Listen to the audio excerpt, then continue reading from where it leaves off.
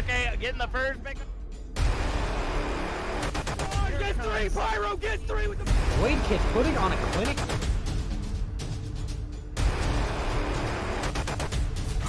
14 down. Oh!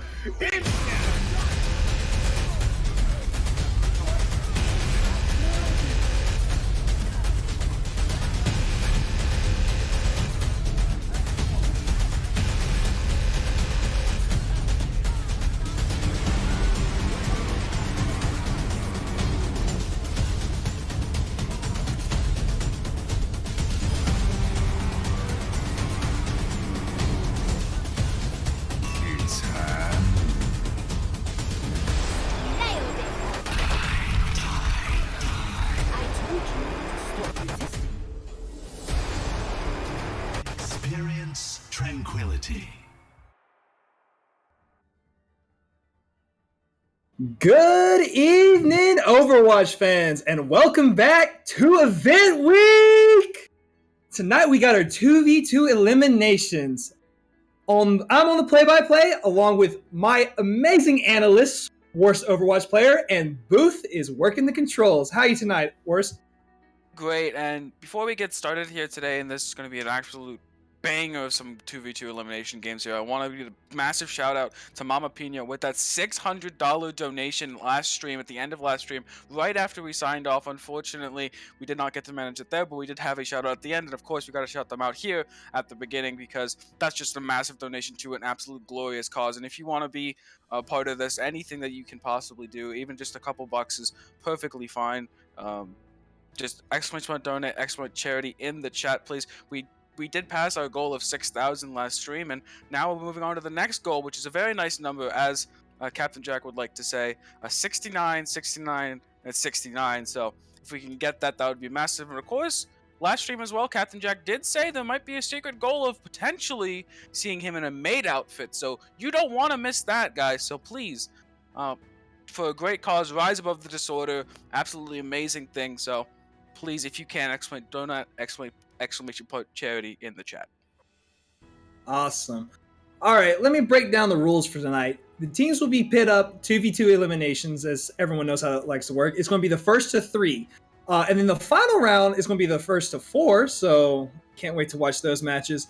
75 seconds into the round, they will be revealed, so the wall hacks will come on, and then at 120 seconds, that's when the point objective will be shown. But I'm hoping we never get to that because it's a 2v2 elimination. It should go mighty fast. It's elimination. It's not 2CP. We're here for the deathmatch part of it. We're not here for the objective control play. It will be lockout elimination, so none of those cheesy comps multiple times in a row. So it's all going to be about rotating those heroes that you want. What tanks, what characters synergize well with each other that you can't do. So we can't see Fair Mercy every single time. You're going to have to figure out different strategies. And the first tier obviously will be Harmony tier. We did have the first round of play happening off stream, but congratulations to those who did pass off that first round, as it looks like a pretty solid bracket to start here. Can you run us through the teams here? Yeah, so speaking of solid, we have Solitary Bird and Race FPV versus Asterisk and Dad Bod Goku. Well, if you ask me, that's an otaku after my life, but it's all right. Let's see who is going to come out top. What kind of compositions do you think we're going to see in this 2v2 elimination? Yeah, so because the maps are randomly selected between 3, it's Black Forest, Castillo, and I forget the third one off the top of my head. Antarctica. It actually is Antarctica, the nice chilly map. But we will be getting Castillo here. This map, very open. You can see a lot more of those snipers. You can see things like the Ash, like the Widow. Or, of course, that Fair Mercy, the classic composition, showing it off very early here. Wanting to get off to that really good start. But let's see if they can do that. The Ball Hog will be hard to dislodge, especially that Hog with that healing, but the Ball not so much. Doesn't have that self-sustain. Let's see what they try to do against this Fair that just outranges them so heavily. Yeah, Race already trying to get that poke damage in from the sky, while Dad Bod Goku is trying to get a nice little flank. Maybe if he can catch the Mercy off guard and take away the pocket, not to mention the res, it's going to be an easy first match for these two tanks. Yeah, and it looks like they might even be playing for this objective control, playing this early part of the map. It's gonna be hard for that Fair to try and push into this hog, as it just threatens the hook every single time. The Ball doesn't really have much of an idea here. He's the only really reliable damage on the Fair or the Mercy, but he's not gonna really be able to get up close without getting poked out. Doesn't have any healing available to him. Health packs are turned off. Does find the hook onto the Mercy though. Is Dad Bod Goku as he looks to take it by himself.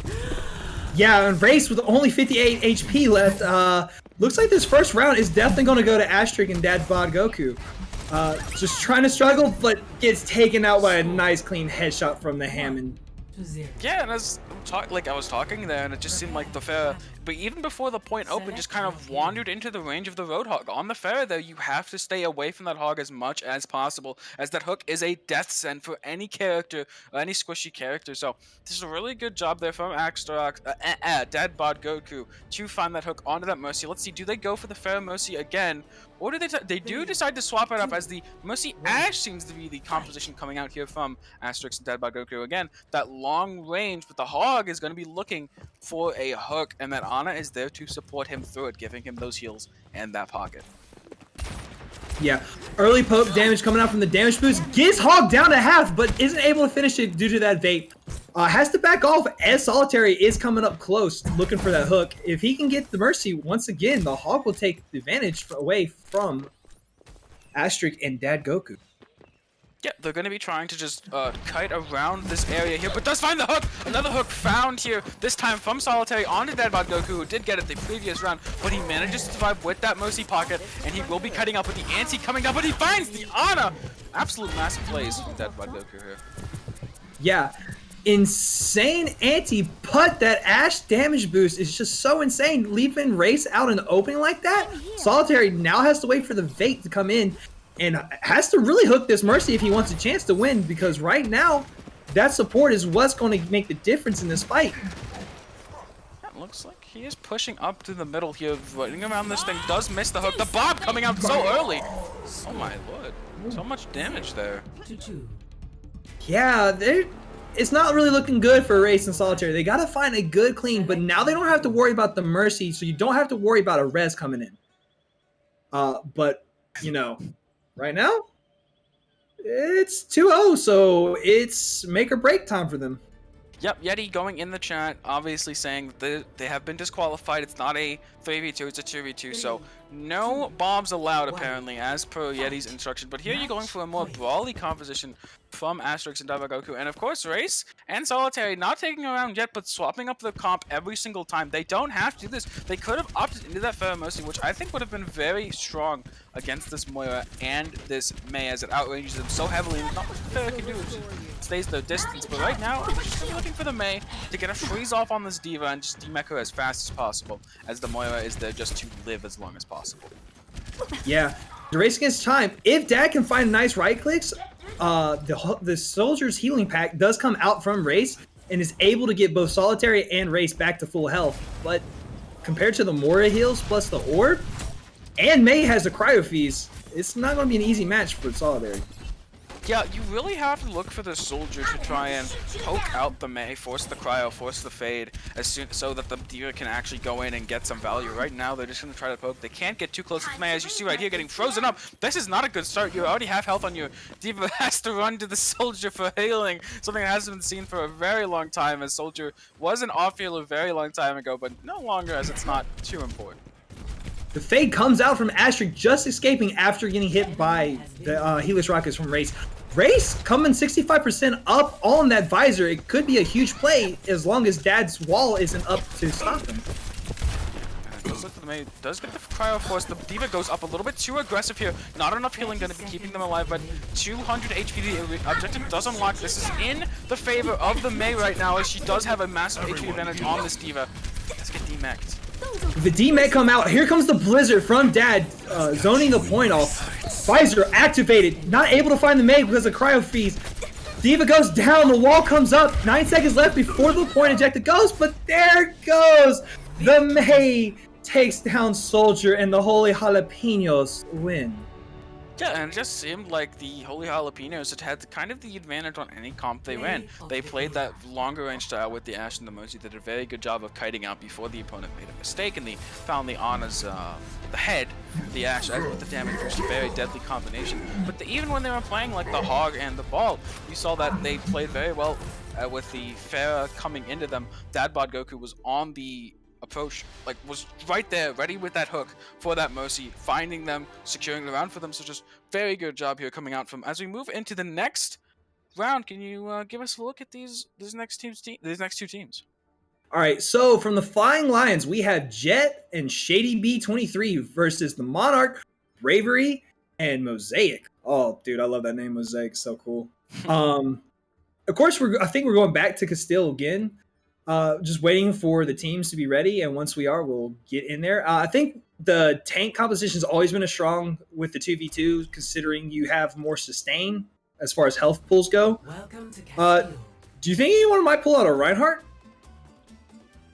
I don't think Reinhardt is very good on Castillo. Maybe we can see it on that Black Forest, the homeland, his own homeland, the German map. He maybe can find some play there. It is a little bit more enclosed, but I feel like he just gets so poked out by the Pharah, by the Ashe, or even just by a Hog that's just going to be shooting him the entire time. He doesn't really have that ability to have someone sitting behind him doing a ton of damage because he doesn't have the healing to sustain the front line. But right now, we do see very interesting. We have a Genji's Lucio dive looking to get on this Ana and Mercy as fast as possible. And the Ashe just has to get away as soon as possible. Don't take this close range fight. Yeah. Oh, Jet takes out Mosaic because of a Mercy falling down. Rez does make it out, but it's going to be to not because the Genji almost half health. But Ashe with no coach gun and no way to escape this dive gets taken down. What a big brain play coming out from the Flying Lions here.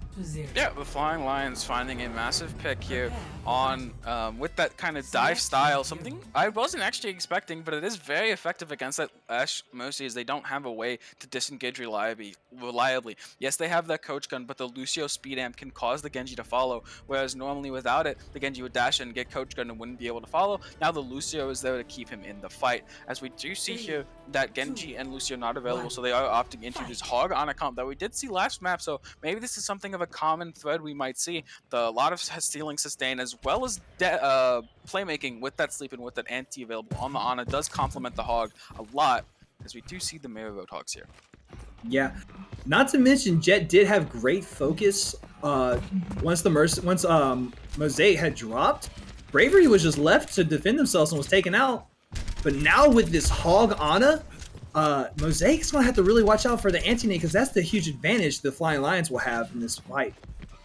Yeah, not only a healing advantage, but also a utility advantage. The soldier, while he does pump out more damage, doesn't really have much utility, just raw damage. His healing is negligible at best, especially when using tanky target. But as I say that, the damage does find Shady, causing them to go low. They'll have to hide for now, waiting for that nade to come off of cooldown. But right now, just a little bit of a waiting game here for both sides, waiting for cooldowns to come up and waiting for someone to make a mistake and maybe get hit by a hook, but it's sleep. Yeah, big sleep. Unfortunately, Jet can't find the angle to get Bravery off of that hot ledge. But just playing the poke game right now is looking good, because Shady is 35% coming up on the Nano, which could be a huge advantage. Walls do come out finally. We have hit 75 seconds in this round. And in another about, I would say, 20 seconds, we're going to see that point open up as well. Yeah, the point will be opening up right now. They can't even get out of this area. Too much damage coming down. Playing for that Nano, whereas right now you do see Bravery trying to play for that attack visor as soon as possible. It's not going to happen. You have to see the Hog here trying to hit that hook as soon as they come out, but does not find it. They will be moving to this point down the Nano at 96%. This is the win condition. Get Jet in there with that Nano. Yeah, hook comes out. Nano comes out to save Jet. Jet finding Mosaic and just now chasing around the anti-soldier as he sleeps. Oh! Gotta love it, that combo. The Nano just getting there in time for Jet to survive that fight. Yeah, and just that's kind of what they wanted. They wanted Jet to get hooked so that he would be in close range available for that nano. Because right there, if you nano the hog as he's trying to walk out, you can get kited out by the hog, by the soldier who can run away, or if they dodge the hook. But right there, when he gets hooked in, there's nowhere for Bravery to run. So he gets the nano off and gets a massive amount of damage in his face. And very interesting, now we move over to the Pharaoh Mercy, one of the strongest duos, damage support duos in the game, has been for a very long time. Something that you'll probably see classically, but it'll be hard for this Ball Reaper to do any damage to it. So maybe they've just been counterpicked here as the Reaper already going low, no way to sustain. Yeah, Wraith form gone for Bravery, gets taken down by Shady B. Shady B just able to put that damage with the Mercy Pocket on him. It's not looking good for Mosaic. Mosaic has to be able to find Jet at some point, but already at half health and no adaptive shield, just running around praying that they might not get 3-0'd here, but it's just not in the cards for them. Yeah, just seems like much of a comp difference here, as it just seems extremely difficult for them to do anything of value against this this Ball Reaper, do anything of value against this Mercy Fair, and it even seemed in the first and second rounds as well. But Genji Lucio seemed to counter that Ashe Mercy, as the will be taking the win here was in the cards since they killed, after they killed that Reaper, but now it just kind of looked like a counter pick each time. The Reaper, Lucio Genji kind of countered that Ashe Mercy, allowed them to get on top of them extremely quickly. Jet hitting those melees to finish them off, and then even the second one, the Soldier versus Ana. The Ana so much more valuable with that sleep dart, with that nano at the end, which gave them the win they needed as they take this 3-0. Yeah, honestly, running that Ana Hog is almost like running a Zarya Hog in competitive. You have the ability with the nade and all that, plus that nano can act as the bubble kind of play when you're going up against that Hog hook. So yeah, you may have got the Hog in there, but that nano came out clutch, got him at full health, added the damage bonus, but oof, not enough. Yeah, and now we will be moving on here to the Transcendence tier, as we'll be moving to Antarctica. Sorry, I'm a little frazzled at the moment after watching those two very quick matches. I wasn't expecting it to go so fast, as we kind of just saw like these compositions, they come out and they just kind of show, I don't know, it seems like one team is always one step ahead with their compositions. We will be moving on here to Eco Point Antarctica, and let's take a little bit of a look at these teams going into it.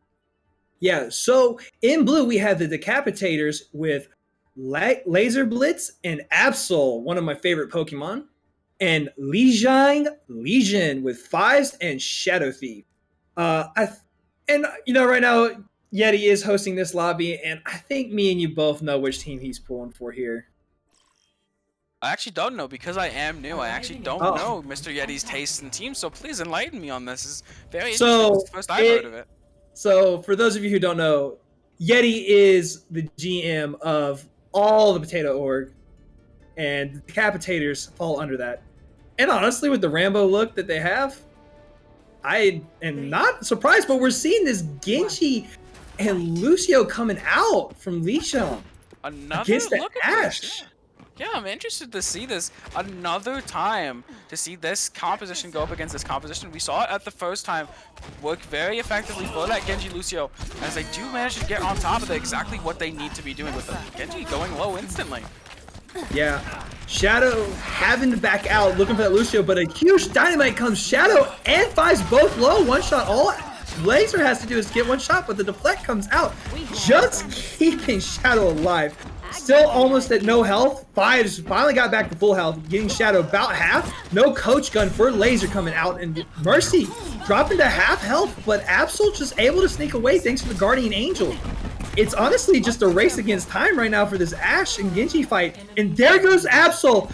Shadow, no deflect, but Laser doesn't have coach gun, and Shadow is able to finally get Laser.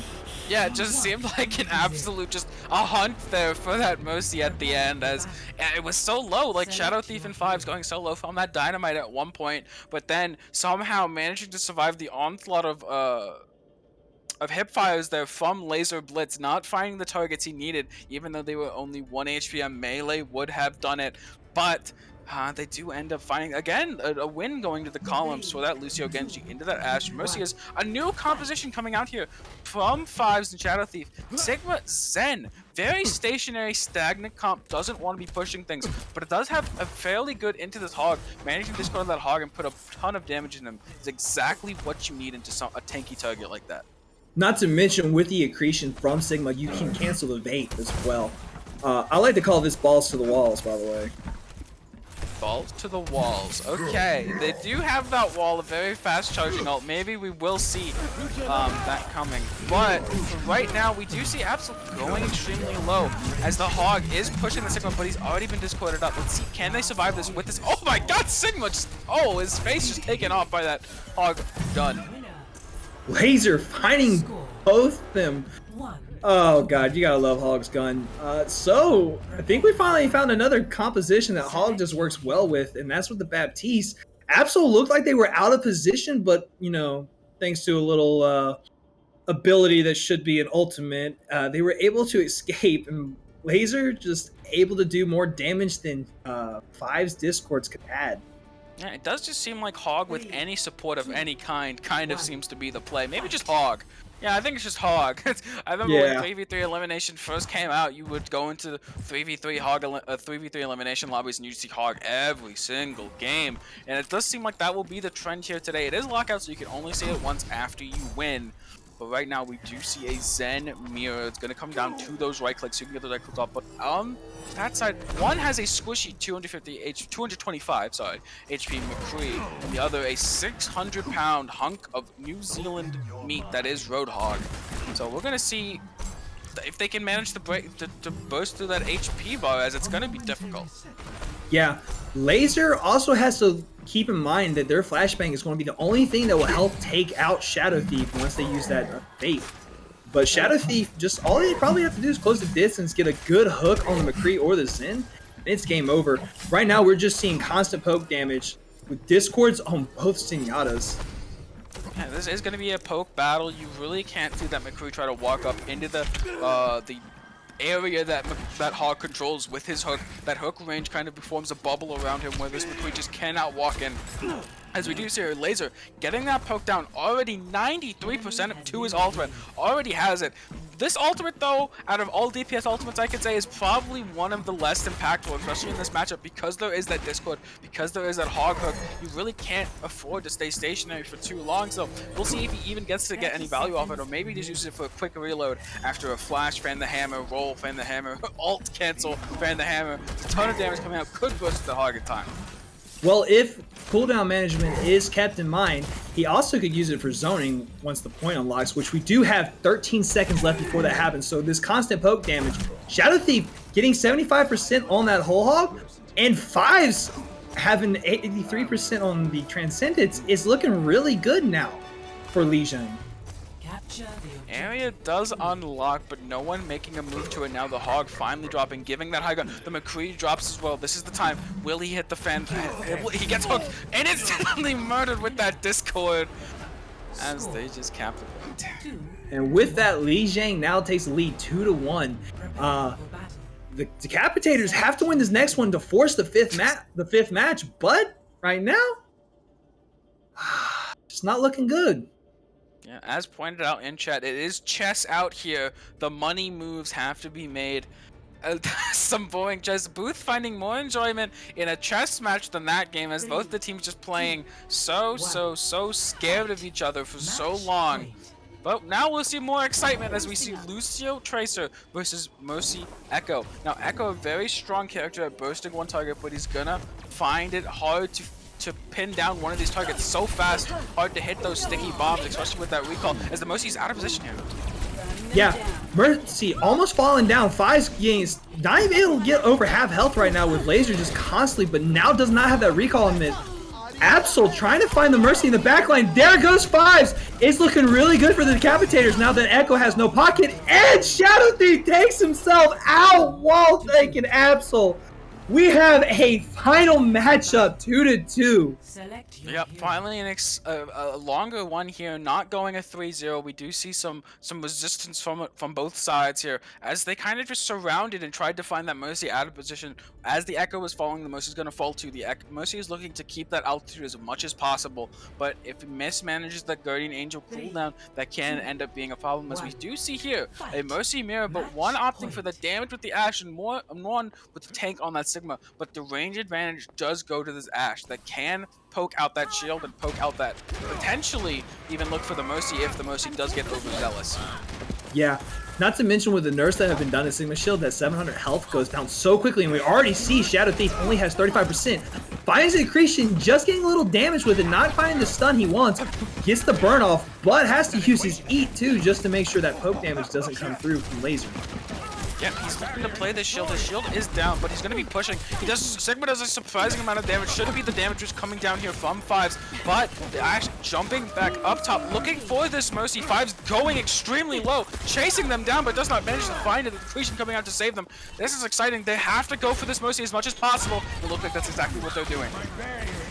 Yeah, Fives still staying at that half health. This was a problem they had in the last round when they were running the Echo. But Laser has to dance around this shield so much, and Absol actually gets taken down. It's not looking good for Laser. It looks like the Decapitators will be decapitated. Decapitator's taken off at the end. Legion taking the win there after a good job. Lasers there trying to find that Mercy, but just can't finish the shots. We saw this again when they were playing up against that Lucio Genji dive. Both of them super low, but could not find the hip fires, and now again it seems to be the case where just by a sliver of their teeth, Legion managed to take a round by outlasting the Ashe and finding a pick onto one of the opposition. As now moving into this next one, before that, we do have a donation of $20 from I believe it was Eric Johnson. I could be wrong about that. I'll change that as soon as they're Eric Thompson, not Johnson, Thompson. Remember that, Thompson. So thank you again for that. And Estante with the $25 again. Thank you very much again. Exclamation mark donor, exclamation charity in that chat to get to that very nice goal we have set there, and potentially the secret goal that Captain Jack has not given a specific number for, but again, putting it out there, the maid costume is on the horizon. Do not miss out on that. And speaking of Captain Jack, he is now our host lobby for the Harmony tier. We've got Modified Beans and Estante versus Valkyrie, Narcissist, and Purge. Ooh, this is going to be fun. Estante is an awesome Reinhardt. I want to see what he looks like on these other tanks in this 2v2, especially coming up on Black Forest where Reinhardt is going to be good. Oh, yeah, be interesting to see. Yeah, we did say this earlier that if we were to see a Reinhardt, it would be this map, the German map, Black Forest, where Reinhardt does hail from.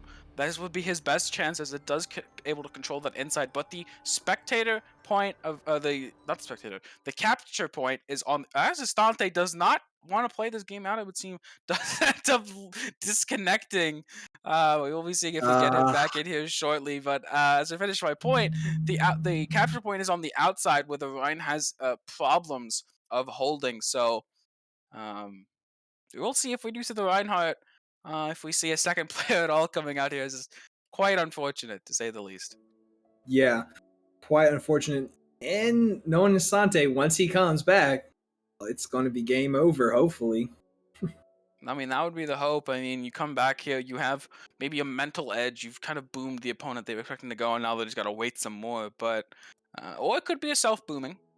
Maybe, All but right. he will be joining back here, and we will be getting back in here shortly. Sorry for that, as Estante does drop the WTF in the chat, not understanding himself what happened. But well, I've been enjoying the Booth and Captain Jack love fest going on in chat that you guys can see. So, all right, finally coming back to the map now. Yep, and we don't see anything quite yet, but it will be... Nope, no Reinhardt available here. We do see, again, the Hog paired up with the Mei. We have seen more success with that Hog on with a support, like an Ana or a Baptiste, or even a Zen for that matter, but it does seem like a double DPS composition coming out here from Estante and Beans. More of a ranged poke, but nothing to help that Pharah if it does take damage. But there's not going to be much of a threat besides that Hog Hook, or maybe Mei, who has been known to be a sniper at times, because there's no fall off, it's very dangerous to get by one of those projectiles, especially with how large the hitbox is.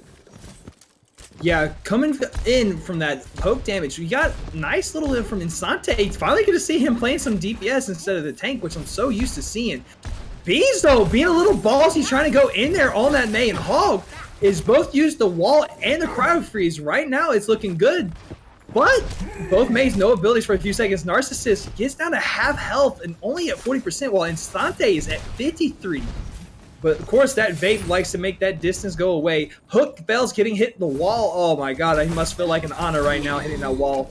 The Hook. Narcissist getting low again. Not being able to get past a little bit of half health. Getting back with 39 because of the vape. But it's just looking like a nice little wait for the point to come. And once they do, it's going to be a boop fest, hopefully, for Dante. Yeah, I mean, they've just been boxed into this inside area, and they can't seem to get out. They're getting poked out by this Mei, by this Pharah, and they can't push the Mei, because once they do and they commit cooldowns onto it, they're just going to cryo freeze, and the Pharah has free reign. I would like to see this Mei try to go look on the outside, look for maybe a potential shot onto this Pharah, but instantly Beans reacts to it as well, flanking as well, countering that Mei, but the Pharah does dodges the hook, as the fog will be frozen up here and potentially taken out. Yeah, and Bean does have their ultimate online, and it's going to be easy. Insante just putting so much damage and doesn't even need to use a blizzard there. What an ultimate race from the side of Modify. Yeah, I kind of wonder if I at least think that Hog is much better suited with a healer of some kind that allows him to play more aggressive. Because he doesn't have a healer there, he cannot push the Mei by himself, and the Mei can't even push out themselves because they can't hit that Pharah, or if they do, they're going to get their cryo broken and potentially even taken out. But we do see Estante back on that tick as they're trying to force this Hog Mei composition, but this is much better for them because they don't have that poke damage coming out from that Pharah. It's going to be much easier for them to run over this Orisa, as Bean's not going to be on support either. Honestly, I just think go supports every round. I think supports and tanks are kind of just really good together, so I don't see why not to use them. As, again, looking on the inside of this room as Estante and Bean's looking to put them back in there and try to spam them out.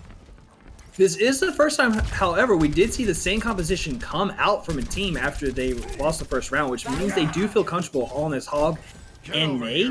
And I think trying to control this room here, just maybe looking for a pick, but with the Risk Shield coming out, it's going to be hard for him to get that hook.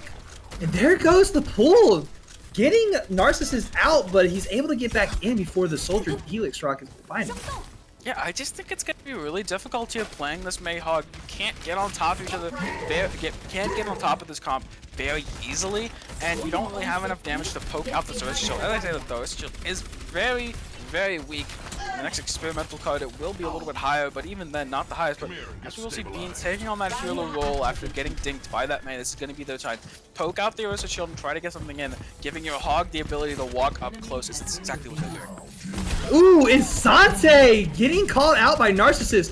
Narcissus had that bait, and what a beautiful one-shot onto Beans. What a great little play coming out from Narcissus. Yeah, I mean, a good job there coming out from Narcissus. He does get the ability to walk up, not getting poked out anymore, because Purg did hit that headshot onto the soldier, forcing him to back up and use that healing field. But moving this next one, we'll see what they can do. They don't have that Hog Mei composition anymore, as we do see Doomfist Mercy. Now that's interesting. Huh. I wouldn't really think of pairing the Doomfist with the Mercy at all, because it kind of, the Mercy doesn't want to get as close as the Doomfist does. Well, I'm just going to give you a hint. When it comes to Insante, there is no method to his madness, but he makes stuff work. Who knows, maybe his Mercy's pocket, and they already got the Sigma coming down. Both the Sigma and Instante on the Mercy get taken down, and the advantage looks like it might be in Ben's favor having that uppercut, and he does! The Mercy Doom works out. Yeah, managing to just run down that Sigma, not enough healing to keep him up there, the soldier not in the same place, and comes down to the 1v1, and Doomfist proving his mettle, finding that uppercut, does miss the punch, but gets close enough to hit that uppercut, which does a lot of damage with the follow-up shots. And then just a simple E onto the ground does find that soldier. The soldier needs to keep his distances, was not able to. But moving in here, we do see again Instante on that soldier. A soldier hog coming out. This has been a common composition we've seen over and over and over again, but I'm not sure how effective it actually is. But perhaps into this Sigma soldier, the hog does have that advantage over that Sigma. Yeah, not to mention the bait plus the healing pack means they have more heals available to them. And I think the reason why we saw the Mercy come out is because we did forget Instante did lock Ibarra on the first round. They didn't run the Pharmacy on the first round. So why not just pocket a Doomfist? Accretion does come out, does miss. Pug having to drop down the healing pack just to keep himself alive along with the Sigma. Gets hooked! Purge almost gets taken, but gets beat instead! Insante not looking too hot for him right now. Does able to find Purge. There goes Sigma's only healing, but Insante too low and Narcissist does find him. Another 2-2 here coming up just like last round, but again you saw there, they hit the hook, but Narcissus is so quick on that shield, manages to save his soldier and gives them the advantage to take out the opposing soldier who overextended, the hog who overextended for that pick, and from there Sigma kind of has the advantage into the soldier, especially with point opening because it does have that tank with that shield. As we see again, the hog still available here for Instante, so a very strong pick we've seen over and over, as we see no healing coming out here on the other side, just the Echo and the Genji full on aggression into this Reaper. Yeah, Beans almost taking himself out into the Genji deflect. Right now, Beans having half health. It's a huge disadvantage for Modify, but Insante finds the hook on Parts, is able to one-tap him with the hook combo, and it's not looking good for Narcissist, not being a good combo going up against both a Hog and a Reaper. Uses the dash, trying to get that poke damage in. Insante just able to tank it just because of the Hog's fat body. But Beans coming low too, but Narcissist at one, all it's going to take is one nice little melee, and there it goes. Modified takes the match. Yeah, and we see that the double DPS composition, I don't really think there's ever an excuse to have to run double DPS. You have tanks and supports, you can always act as another DPS, but also providing that extra utility that you need in these 2v2s. That kind of has shown to be the difference here. We've seen that Anas have been very effective because they have that extra utility of that sleep, of that nade, that kind of gives it, even if not putting as much damage, the healing and all the other utilities they provide just kind of outvalues whatever other DPS the enemy can do. Even if they are running a similar composition, but instead of slotting in a DPS, the DPS often forgets to... Oh, it seems like Narcissus forgot to choose something. So he was stuck on whatever character he was given. Don't do that. Don't do that. don't. Yeah, when it comes to these eliminations, it's not like, you know, Monday night when you're going against the admins and you already know what you're playing. It really kills the strategy there. So I'm wondering, maybe because we saw the Genji come out, maybe they were going to do that Genji Lucio strat. But oh well. It is what it is. Now we have Mechanized, Modify's older brother versus Atlas Arcadia. From Mechanized, we have Cactus and my boy Lecta versus Atlas Arcadia's Sirloin, thank you, Booth, and Serial for Real. Yeah, and we did see Sir Olin, I think it was yesterday, with that Ana paintball. I had the absolute pleasure of casting him, and we did see some very amazing plays coming out there on that Ana, so I'm excited to see if we do see the Ana here going on to Black Forest, so should be very interesting. We've seen some amazing Ana plays coming out from Zorlin. I hope to see the same here, but it's anyone's field. Of course, you cannot play that Ana more than once if you win, so we're only going to see that once. We're going to see some more variety coming out here, seeing what this hero pool may or may not be. But we're moving into Black Forest. Still have not seen that Reinhardt that Gizmo so dearly desires, but maybe this round.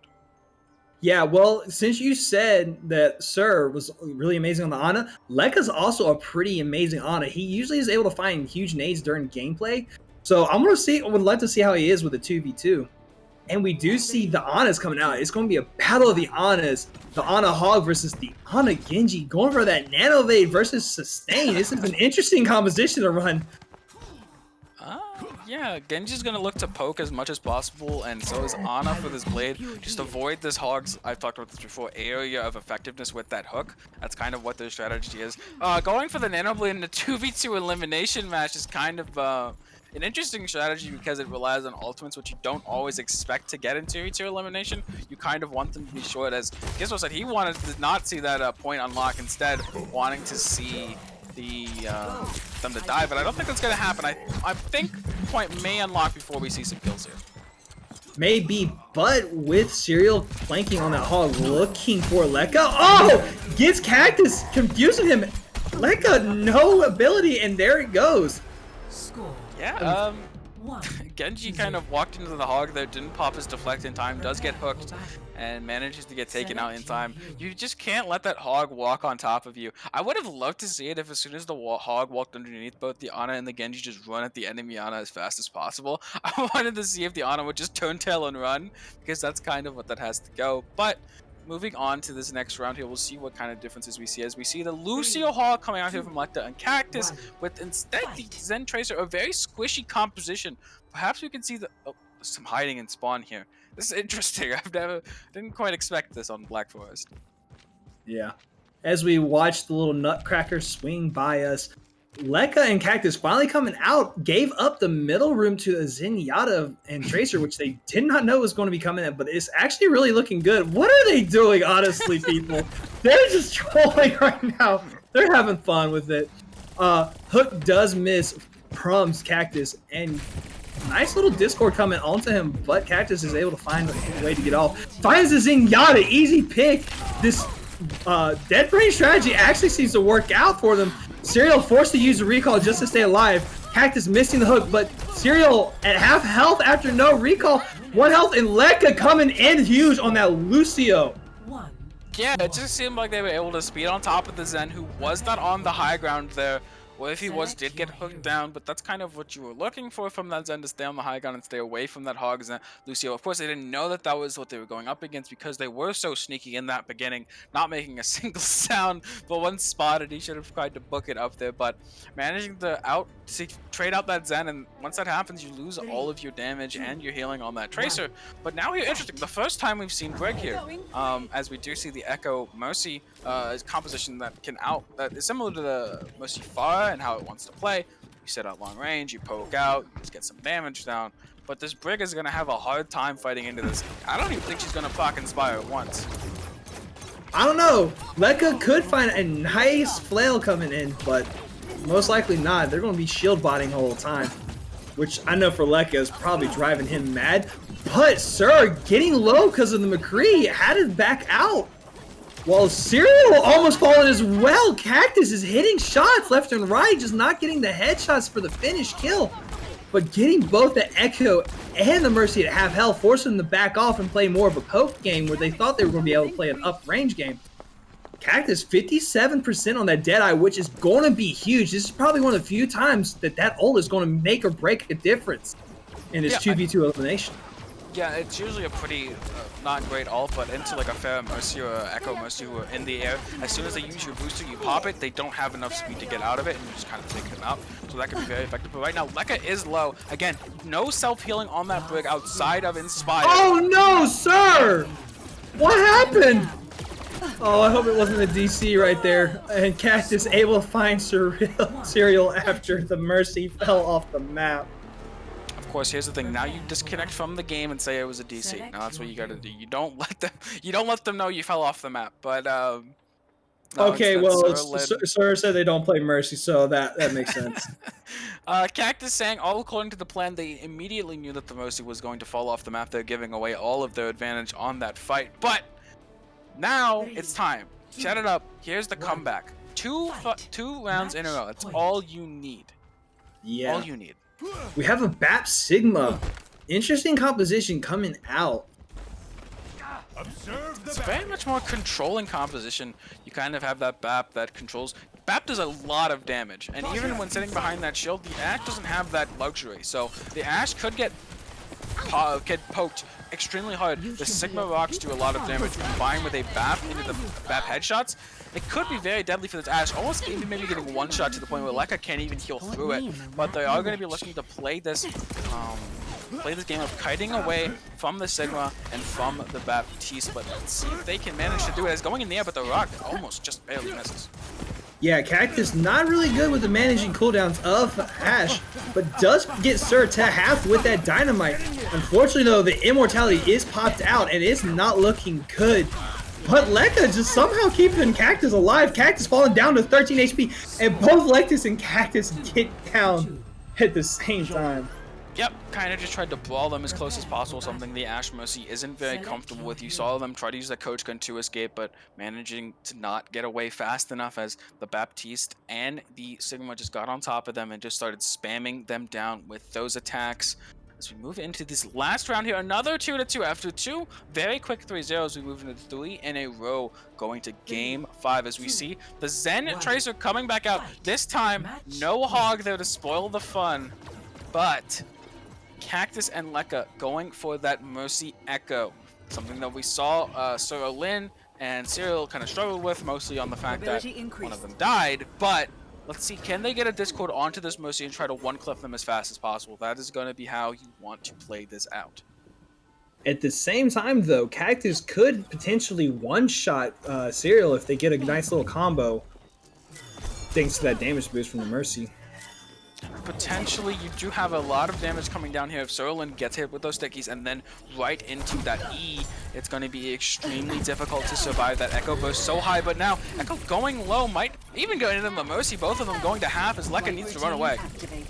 Yeah, Lekka getting at 1 HP. Oh, it's bound by Cyril. And now the Echo with no Mercy Pocket is going to get taken down. And Cyril and Sir are going to take it. Atlas Arcadia wins the match. Yeah, even though they did lose that one round, Sir Lin did set up that better storyline, coming back with those 2 wins in a row, managing to take it there for them at the end. Atlas Arcadia pushing on to the next round, but good showing from everyone. This has been very, very close actually, the last 3 games of all of them going to map 5, and we didn't really see one thing where it was like, oh, this comp is so much better than the other comp. It was actually kind of, there was some counterplay from both sides there, and some comps managed to come out this time, and then other comps the other time. It's a strategy game, like we saw in the chat earlier. It's a game of chess, you know. Yeah, it's who's bigger brain, and right now that Mercy falling off to the side of the map, all part of the plan. So, all a part of the plan. Oof. Boy, this has been one wild night. All right, up next we have Godhand, Andy Godhand, and Kitten Godhand versus the Ghostly Peppers, Waffle and Trippy. Yeah, oh, I love Waffle and Trippy. Oh, this is going to be such a good match here, as actually, again, we've seen both Kitten and Trippy earlier in the week. Actually, yesterday, as they both were there in that trance tier on a paintball, was a very good showing from both of them. So, again, like last time, I'm going to see if we can see, it's like Sorolin, we'll see some good Ana play, but also what else can they pull out of their pocket. But both of these teams going to be very strong here. I'm expecting a lot from them going into this tournament and further, as I expect them to go pretty far, but going into this first thing, going on to Castillo again, we've seen this the first 2 maps, we did see this, so we're going to be looking for more of those compositions with that Mercy Ash, with the Mercy Echo perhaps, and again, Roadhog, everyone's favorite, this time going to be paired up with that Lucio. Fight. All right, the Discord, the Zenyatta Tracer, that's been kind of popular here lately, but against this Roadhog Lucio, which we saw just absolutely dominate on Black Forest, don't know if Castillo's going to be the same kind of aspect for it. But Waffle taking that high ground early, giving no damage from the Tracer. Goes down to half health, but has the Zenyatta Orb or the Lucio heals on him. Kitten has Harmony Orb, but oh no! Andy gets caught behind, and there it goes. Waffle dominating in this first round with the Roadhog. It's exactly what we saw in Black Forest in that last map. The Zen getting flanked or getting ran out as fast as possible and getting found with that hook. Managed to take it out. Zen, a great hero with a lot of damage and a lot of just raw up in your face damage, but not very good at running away, very slow even though he's floating. I think we really need to ask Blizzard to put some jetpacks or some booster rockets on his back so that he can actually run away from these hogs, but it does look interesting. New composition coming out here, the Doom Zarya. We see this in some compositions in like 6v6, but I don't know how it kind of, the same idea how it works in that. You kind of want to bubble your Doom as he goes in, but with no healing to sustain your Doom, if he messes up his engage and he manages to disengage it, then he could just be out to dry, as if he's poked out, it's very hard for him to dive in. So we're going to see if he manages to avoid this poke, because he actually doesn't, already down to 127 and no healing available. Yeah. Not to mention, Kitten does have the flashbang. Bubble comes out from Trippy, and the projected comes out as well, forced to immortality. But with the sustain of the Bap gets taken down by Waffle. It's now the Zarya versus the 40% McCree, and the Doom Zarya comes out on top. Yeah, kind of a mistake there, I think, to kind of clump up on that far right side, or left side, depending on what time you come out, where it's easy for that Doom to engage. You want to play outside where you can have that line of sight of that Doom, where as he's coming out, even if he gets bubbled, you can pop through the bubble quicker, and manage to take him out. He's already at 127 HP, so once he gets in and gets those shielding from his passive, that becomes the issue. But oh, interesting now. We see the Hog paired up with a Symmetra as a BAP Orisa coming out from the other side. You want to see this Hog and Symmetra get on top of this Orisa as soon as possible. Going to be using that TP to do it, but the BAP and this Orisa just kind of want to outlast them with that Immortality Field and with the healing available. Yeah, not to mention, Rissa does have the Fortify as well, so getting hooked shouldn't be a problem for Trippy as long as they manage the cooldown.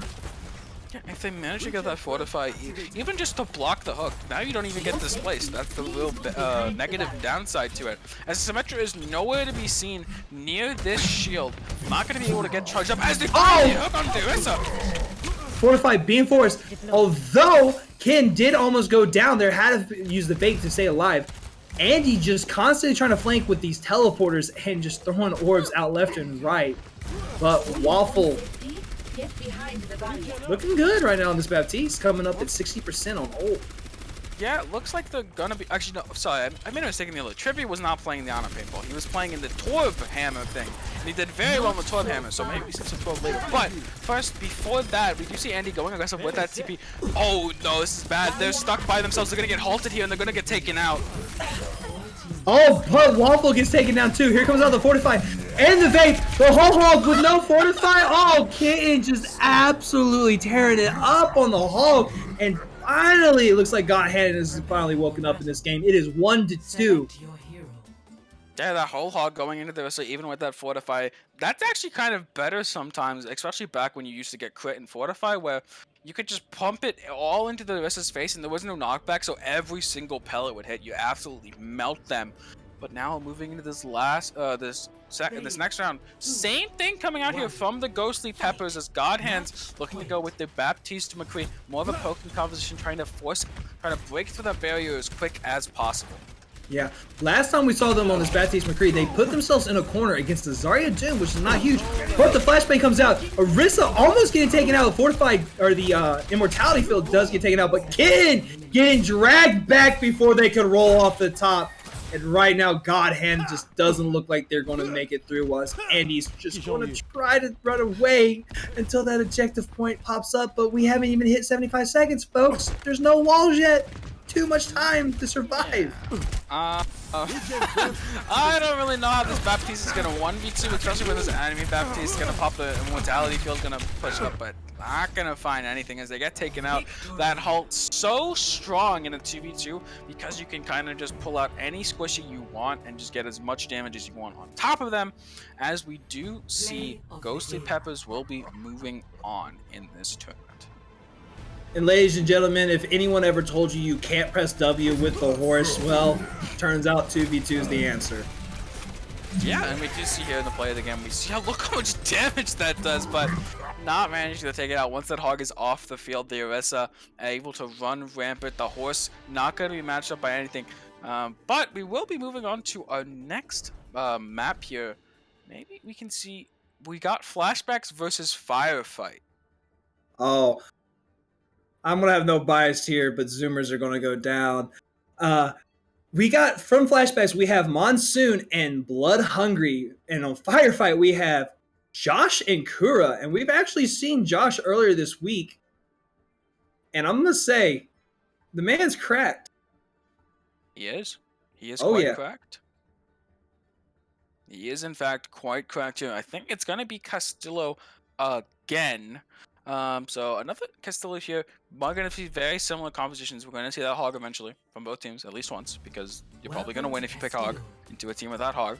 Unless, of course, you pick it without... I do think... I'm going to stand by this. I do think if you pick hog with like an Ana, it's basically an instant win no matter how much you do, because it's just such a strong... How do you beat that? Like, you can try to beat it with like an Echo Mercy, but eventually the point's going to unlock and you can kind of just... You have to come into the hog eventually, right? I think maybe instead of the Echo, you run the Pharah and try to take down the Ana as quick as possible with the splash damage. Or maybe even running a Junkrat and trying to just concussion mine in there and out. Could work, but so we do see here, we do see the Brigitte once again. Now this time with the McCree, as we see Baptiste Sigma, something we've seen multiple times this evening. But right now, Kura looking for those shots. Cannot seem to find it through that shield. Gonna have to break through that shield before they want to get any meaningful damages. You want the Brigitte, again, no self-healing outside of that Inspire. Has to get on top of them or has to hit that flail shot. And even with the hit the flail shot, it's not gonna be the craziest amount of healing. But Sigma already on top of them. This is what the time for Brig to shine. Yeah, as they bring it into the brawl comp, but Josh almost getting taken out, does fall off the high ground, but loses Kura in the process. Immortality did come out, but Monsoon does have their own healing, and Josh is not looking like they're going to be survived, even if Inspired is activated. Bloody just taking out Josh. Yeah, it does look like they're just taken out so quickly there. The Brigitte does manage to get on top of it with so much damage coming out from the Sigma. Deceptive amount of damage. I think a left click melee. They nerfed the damage values, but it used to be just one of those plus another 2 orbs just killed anyone, so, or any low health target. So that's going to be a release, but taken off the table is both the Sigma and the Baptistes. We do see the Hog Mirror, and again, we see it, the Hog Honor. I love this. The Hog Mercy on the other side, I think this gets out-tempoed by the Hog Honor. It really does come down to, does the Hog find a squishy or not? Because if it just comes Hog to Hog, man to man, the Honor's going to out-utility them every single time. Blood gets the hook, but it breaks early for the early turn. Now, the thing, though, with the Mercy Pocket, you do have the damage boost, so you do have that quote-unquote early nano available at all times. So if the Hog doesn't get antied on the side of Kura, well, Kura could actually technically have advantage. Hook does find Kura once again, gets anti, gets low, having to dance around this nice little thing, but gets taken out by Blood, and it's not going to be much as Josh is going to try the res, but no avail to it. Another 2-0 start on Castella, something we've gotten very accustomed to this evening, but it's not over yet. They can come back into this, but again, you see just the Ana just does so much in the actually a great hook coming out from Blood onto Kura, and then the nade to follow up. There's just not much you can do about it. Hog seems to be one of the strongest picks in this 2v2 elimination, paired up with that Ana. The Reinhardt. We see the Reinhardt. Finally, Reinhardt. It is on Castile, not by Force. Let's I don't know go. why. Why is it here? But we do see they're going to be running as fast as possible into this Bap Sigma. Bap Sigma are going to be trying to run away from this Reinhardt or just out damage him. Because they only have Lucio healing, you have Bap ammo, you have Bap healing. I think you can just outlast it, but there are going to be 80 damage swings each. Oh my god, the pin! The pin comes out. Forced immortality and the eat for some reason comes out from Josh. Able to just barely survive just a few seconds, but it's about to get taken out. Josh actually finds Masoon, and now with Blood not having the support to back him up, and Kura being on that Baptiste, it is actually looking good for the side of Firefight as Blood is at half health and has no possible way of regenerating health. What a big accretion coming out from Josh right there, getting Monsoon. How does he kill him? Like, how does Blood kill Kura? He just can't. I mean, I guess W into him and hope for the best. I mean, you can try to W shield him, but you try to hit Fire Strike, your Fire Strike won't work there. As even if you hit the Fire Strike, he's just gonna pop his regenerative burst, and he's just gonna out heal it and out sustain it. So you have to save as much health as possible. The sneaky Baptiste. Now that the walls are out, it's not looking good for Blood as Kura can take the high ground instantly as he does using that nice little jump pack feat.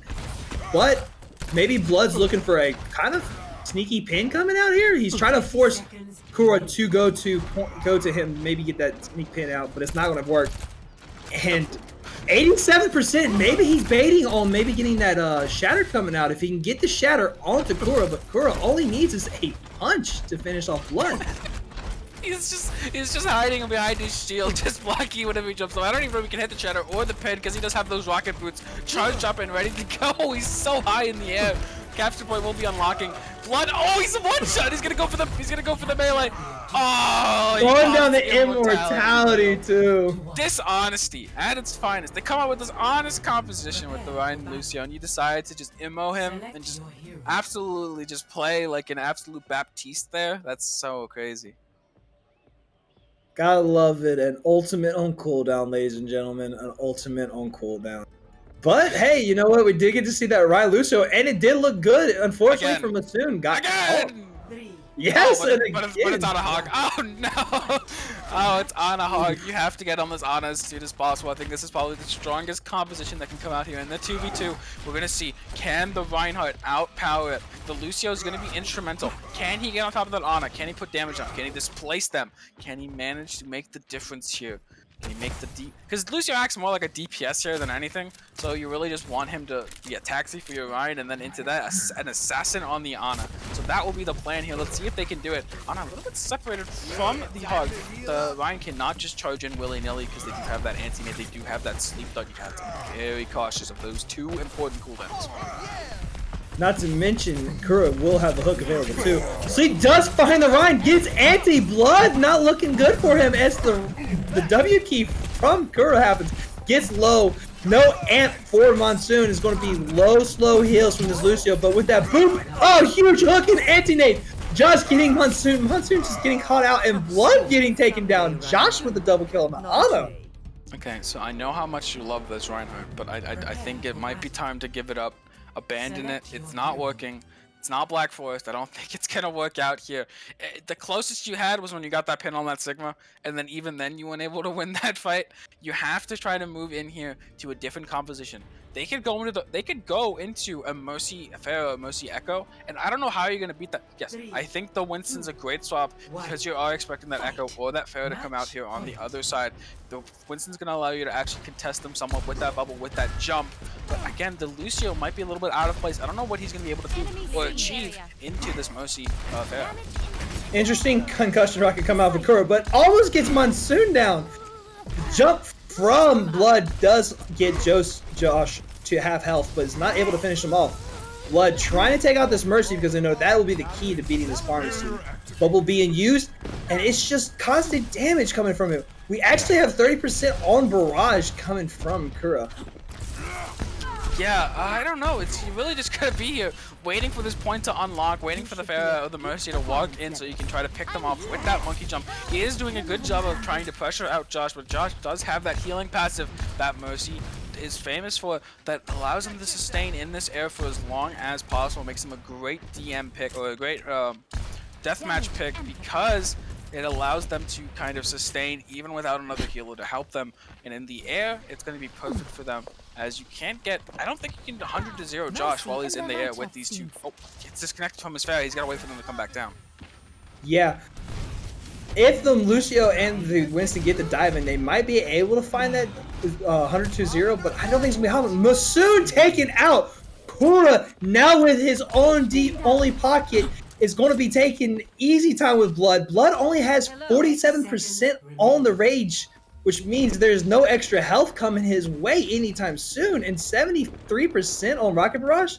This is looking like an easy victory for Fire Force. This is the part where the Blood Hungry goes crazy, and he manages to kill both of them. But the barrage does go... Okay, now... no, it's Great so concussion. Sad. The monkey, he can't do it. He doesn't have the ult charge and he gets a one-shot. The reverse sweep coming out here for Firefight. GG's. My otaku-ness came out. I said Fire Force and I meant Firefight. But that's all right. They know why I said it because I was just with them in the beat drop on Monday night, so they know I'm right. Anyways, great plays from both Flashbacks and Firefight, but even amazing combat. Just, I think maybe the Flashbacks might take some notes down for next year and say, we're on Costello. We need to not run this Ryan Lucio because that cost us. You had such a good job, and then your Lucio gets picked by the accretion. After you forced out the lamp, you've already put them down so low on the health bars. You forced out the lamp, and then bam, there's just the rock on your Lucio. They're dead, and now there's a Bat versus a Ryan. The Ryan, especially when he's only on 200 HP, just can't do anything, and he gets poked out even further, and then gets taken out with just a simple melee. Very sad reverse sweep there, but we will be moving in here onto Black Forest. Maybe we see the Ryan again. Maybe other teams are turned off from it. I'll tell you what, I'm looking forward to seeing this match just because I was casting the Na versus Ragnarok preseason final. Is Cool Steve Zenyatta versus Bubba Zenyatta because they are both so cracked, making it a true third DPS out of that support line. And ladies and gentlemen, if you didn't know this and not looked at the schedule for future cast games, Week 3's Discord will be this exact matchup once again. So I'm definitely looking forward to that because I will be play that. So nice seeing these teams fight each other once again. Now Yep, it is Inside Mbaba from Ragnarok and Cool Steve and Tetra from Nya.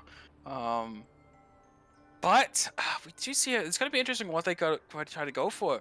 As a pledge allegiance to Jeff Kaplan in the chat has come out already. Maybe that'll give them what they need to do. I mean, once you pledge allegiance to Jeff Kaplan, they should probably just win this out, right? Just Ragnarok? And they said they will not play Roadhog either, which is Oh, okay, never mind. You've might lost. be a throw. No, you've lost. I don't care how much you play to Jeff. You've lost if you go play Roadhog. We do see double DPS coming out. Soldier running back and forth. He's not going to be able to find what he needs, as you're just going to get outpaced. No healing on the soldier. This monkey's going to look for him. Lucio could just chase him down, and this might just be the end already, as they've already forced out so much HP from a side with no healers. Oh no, Soldier's a healer. But Bubba is like half health with recall online. It's not gonna be much. Gets 70, back to 70 health. But Insight trying to run, dodge the lightning Tesla coil, but not enough. It's just fun for now right now as they just torture Ragnarok. Yeah, I don't know. It's just you go for the double DPS composition.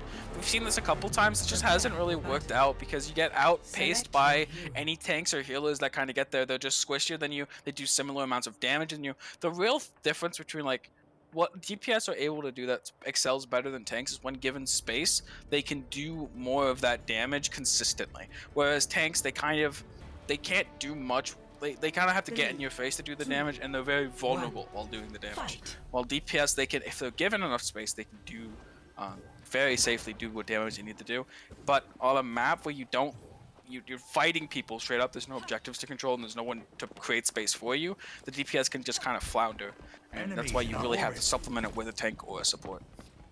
Yeah. Now we're getting to see Baptiste and Sigma coming out from Ya, while the Echo C from the side of Ragnarok, will the shield sustain, or will the damage from the Echo be the winner of this one? Yeah, it is gonna be a thing just trying to poke out the Sigma and the Baptiste. A very hard thing to do. Bap with very consistent healing and self-healing, something that some other healers might lack. But the Echo getting hit by the rock, but nothing really much to do. Catherine with the snooze in the chat, wanting something a lot more aggressive, but hey, you gotta do what you gotta do to win, right? This is what you gotta do. Oh my god, Tetra taking out Bubba on that Mercy. Bubba, what are you doing? Trying to 1v1, you lost Insight. Now Insight at the disadvantage with no pocket nor partner. It's gonna be hard for this Echo to take on this Sigma and this Baptiste. And Insight taken down, right, as I say. Yeah, the Rock taking out the Echo at the end. Mercy was just out in the open, was taken out by Tetra on that Baptiste. I don't really know what was happening there. Maybe you know what it is. You know what it is? It's Captain Jack's fault because he said, "Be aggressive. Be aggressive." Yeah. And so Bubba's like, "All right, time to pull out the whip. I mean the pistol." Sorry, yeah. I said whip there. Bad habits come back.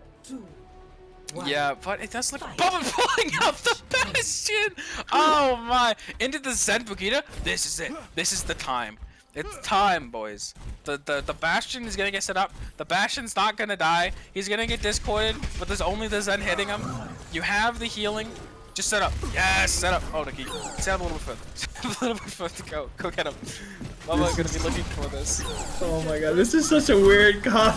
Like, what is going on here? Freaking Brigida Zen. Oh my god! No. Bubba gets taken down! No, Bubba! And all is all lost for Ragnarok. Now we'll find their revenge here on Black Forest. So, correct me if I'm wrong, but this is the first time that they've actually seen no Roadhog by either team. Or did they play Roadhog? No! No, we didn't see a single Roadhog. No, they didn't. There was no Roadhog. They did not see a single Jeff Kaplan has blessed these two teams for not playing the Roadhog, but Ragnarok. Why?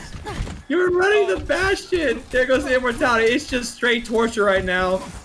Baptiste with those rocket legs, just able to keep dodging and survive, but it's going to be for naught. Yeah, as we do see here, the Bab getting chased down by the slow Zenyatta. Oh no. Oh, but Cool Steve almost was taken out there. Insight might have a chance because they do have that window coming up. But, oh, the melee comes out. Goes the immortality. Here comes the window. Oh no, Insight.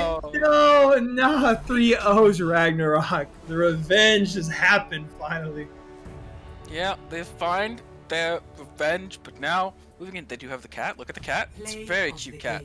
But we do have, I don't know, the Bastion set up right in front of the Zenyatta, who instantly discords them, and then before he can even get his damage down, look at this display of the game shows it. They're just getting mowed down by this Zen. The Brigitte is there, popping inspired. After that, it's just a chase down onto that Baptiste. Not much they can do there in order to survive. They do get the amp matrix off, manage to find the Zen, but Brigitte is there to trade him out immediately.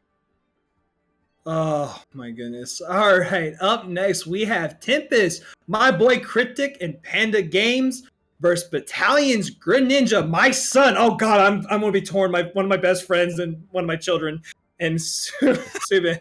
Oh my god. Y'all had to do this to me tonight, man. Favorites, okay? Cryptic, I'm sorry. I have to go with my son because he is my child. Greninja, please put Cryptic to the ground. But Cryptic is a community favorite too, so ooh, this is tough for me. Yeah, we will see who ends up losing out here. Gizmo's best friend or his son, who will feel the sting of defeat here. But moving in again, another Black Forest game available here. Probably some Roadhog. But oh wait a minute, hold on. I forgot that's Declan. That's my other son. I gotta go with both my sons. They're both my kids. Sheet. Oh my. We see here double Bastion, double Sim. It's time. The mirror you've all been waiting for. I know no one can see this, but they're chat together. This was planned, 100%. Yeah, this was planned, but it's time for the comp we all expected. But now they're losing out here. They're in that lower area. Now the turrets are going to be useless when they move out to the outside when the point does eventually unlock. If they even goes to that Greninja forced outside, going to be looking for some angles here, but just cannot find it. The turret's going in straight up at them. The TP aggressively here. This could be the time. Yeah. Cryptic able to find Subin. It's not looking good for my boy Greninja as he's going to be taken down by Cryptic. When you have to go against your brother. Yeah, not much you can do there. Oh, we do see, this is of course is community week. We have some nice banter here. A little bit less of a, a little bit less, more laid back than usual here, but we do see some good banter going off in the chat. They are in the call together. Stop feeding. Yep, they are in the call together. Going to be getting those in the chat, but now we're going to be looking in here again. We see the hog, but this time the hog Zen versus the hog ball. We did see the hog ball once. The first ever round of the evening. We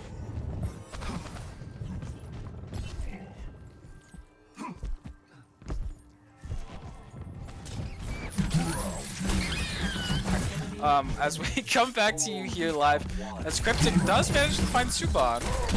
It's taking down that Discord, just doing so much damage. Greninja doesn't know what to do. Cryptic coming out on top once again with that Philadelphia Fusion skin, I might add. Yeah, and now going into the 2-0 here for Cryptic and Panda Games, looking here strong. There was a reverse sweep earlier. I think it was 2 games ago, so we will be seeing if that does come true once again, but I don't think we'll be seeing Lucio Reinhardt here. No, it's time. The Widow Mercy! Cryptic Widow! Cryptic Widow! Automatic throw! I want to see the Widows take a 1v1 and then the Mercies take a 1v1 right after. Yeah, I think that's what they're doing. Might be doing this. Hello there. Hello. Oh God, it's my sons! It's my sons! Oh no! We will be taking their paces out. It's an old high noon west duel. A western duel here as the Mercies will be turning around, taking the pistols out, going to each other's faces as the Greninja going low already. Gizmo having to watch his sons battle out right now in front of his eyes. Oh, he's seeing one take one out in front of his eyes.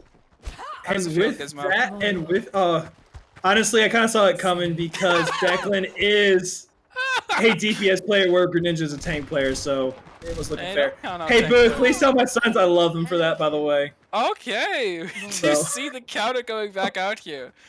Oh, Heute sehen wir. as we will be seeing, as we do see here, the Merciless Widow duel to end it all. Who will move on and who will stay up here? Holy! Oh, oh the win! No! Suma giving They the was win. just so intimidated by Panda's Mercy that they just couldn't manage to go into the duel, as we do see Panda's standing here defiant on that win screen. Of the game. Oh my. Thank you, my sons and my friend, for that amazing matchup. I love you guys so much. Oh, that was great. I love that. Oh, nice fun game here as we move on to the next game. Maybe a little bit more serious of a game. Maybe not. Maybe we do get another one of those. But Hey, I'd honestly be fine if they were all like that at this point. I mean, I'm fine with whatever. These teams, they can play how you want. It's community week. You guys are the community. You guys can play how you want, of course. But before we move into that, we did see a $10.69 donation coming in from Cactus. Nice. But again, thank you very much for that. Again, exclamation point donate, exclamation point charity in the chat. Rise Above the Disorder, a great, fantastic service that really does deserve all the help they can get over there, giving as much as they can to people in need of mental health care. And of course, hit that in the chat. Again, we're approaching our next goal after beating out the 6K goal last night, which was an amazing milestone. We're going to keep pushing as much as possible because, again, Captain Jack hasn't said it. I've said it multiple times tonight, but I just had to keep reminding of how amazing it could be. He has not specified a number, but a secret goal of Captain Jack in that maid outfit could be made real by you all tonight and tomorrow with those donates. Excellent donate in the chat. And we are coming up on our final round 2 match in Harmony. It is Jetpack Cat's Joker and Hobbsy versus Phantasmal's Nick, and I'm Billy Roy. If you know what I mean. I don't even know what I mean there, but we're back on Eco Point Antarctica. So, what compositions are you going to see? Because we saw some pretty interesting ones coming on this point when we were on there earlier. I don't know. It's interesting. This is the second time we've seen this. Again, it is a random selection between 3 different maps. So we haven't seen Echo Point Antarctica that much. We did see it once. We saw Ash, we saw Genji, we saw Hog. Of course, we saw Hog.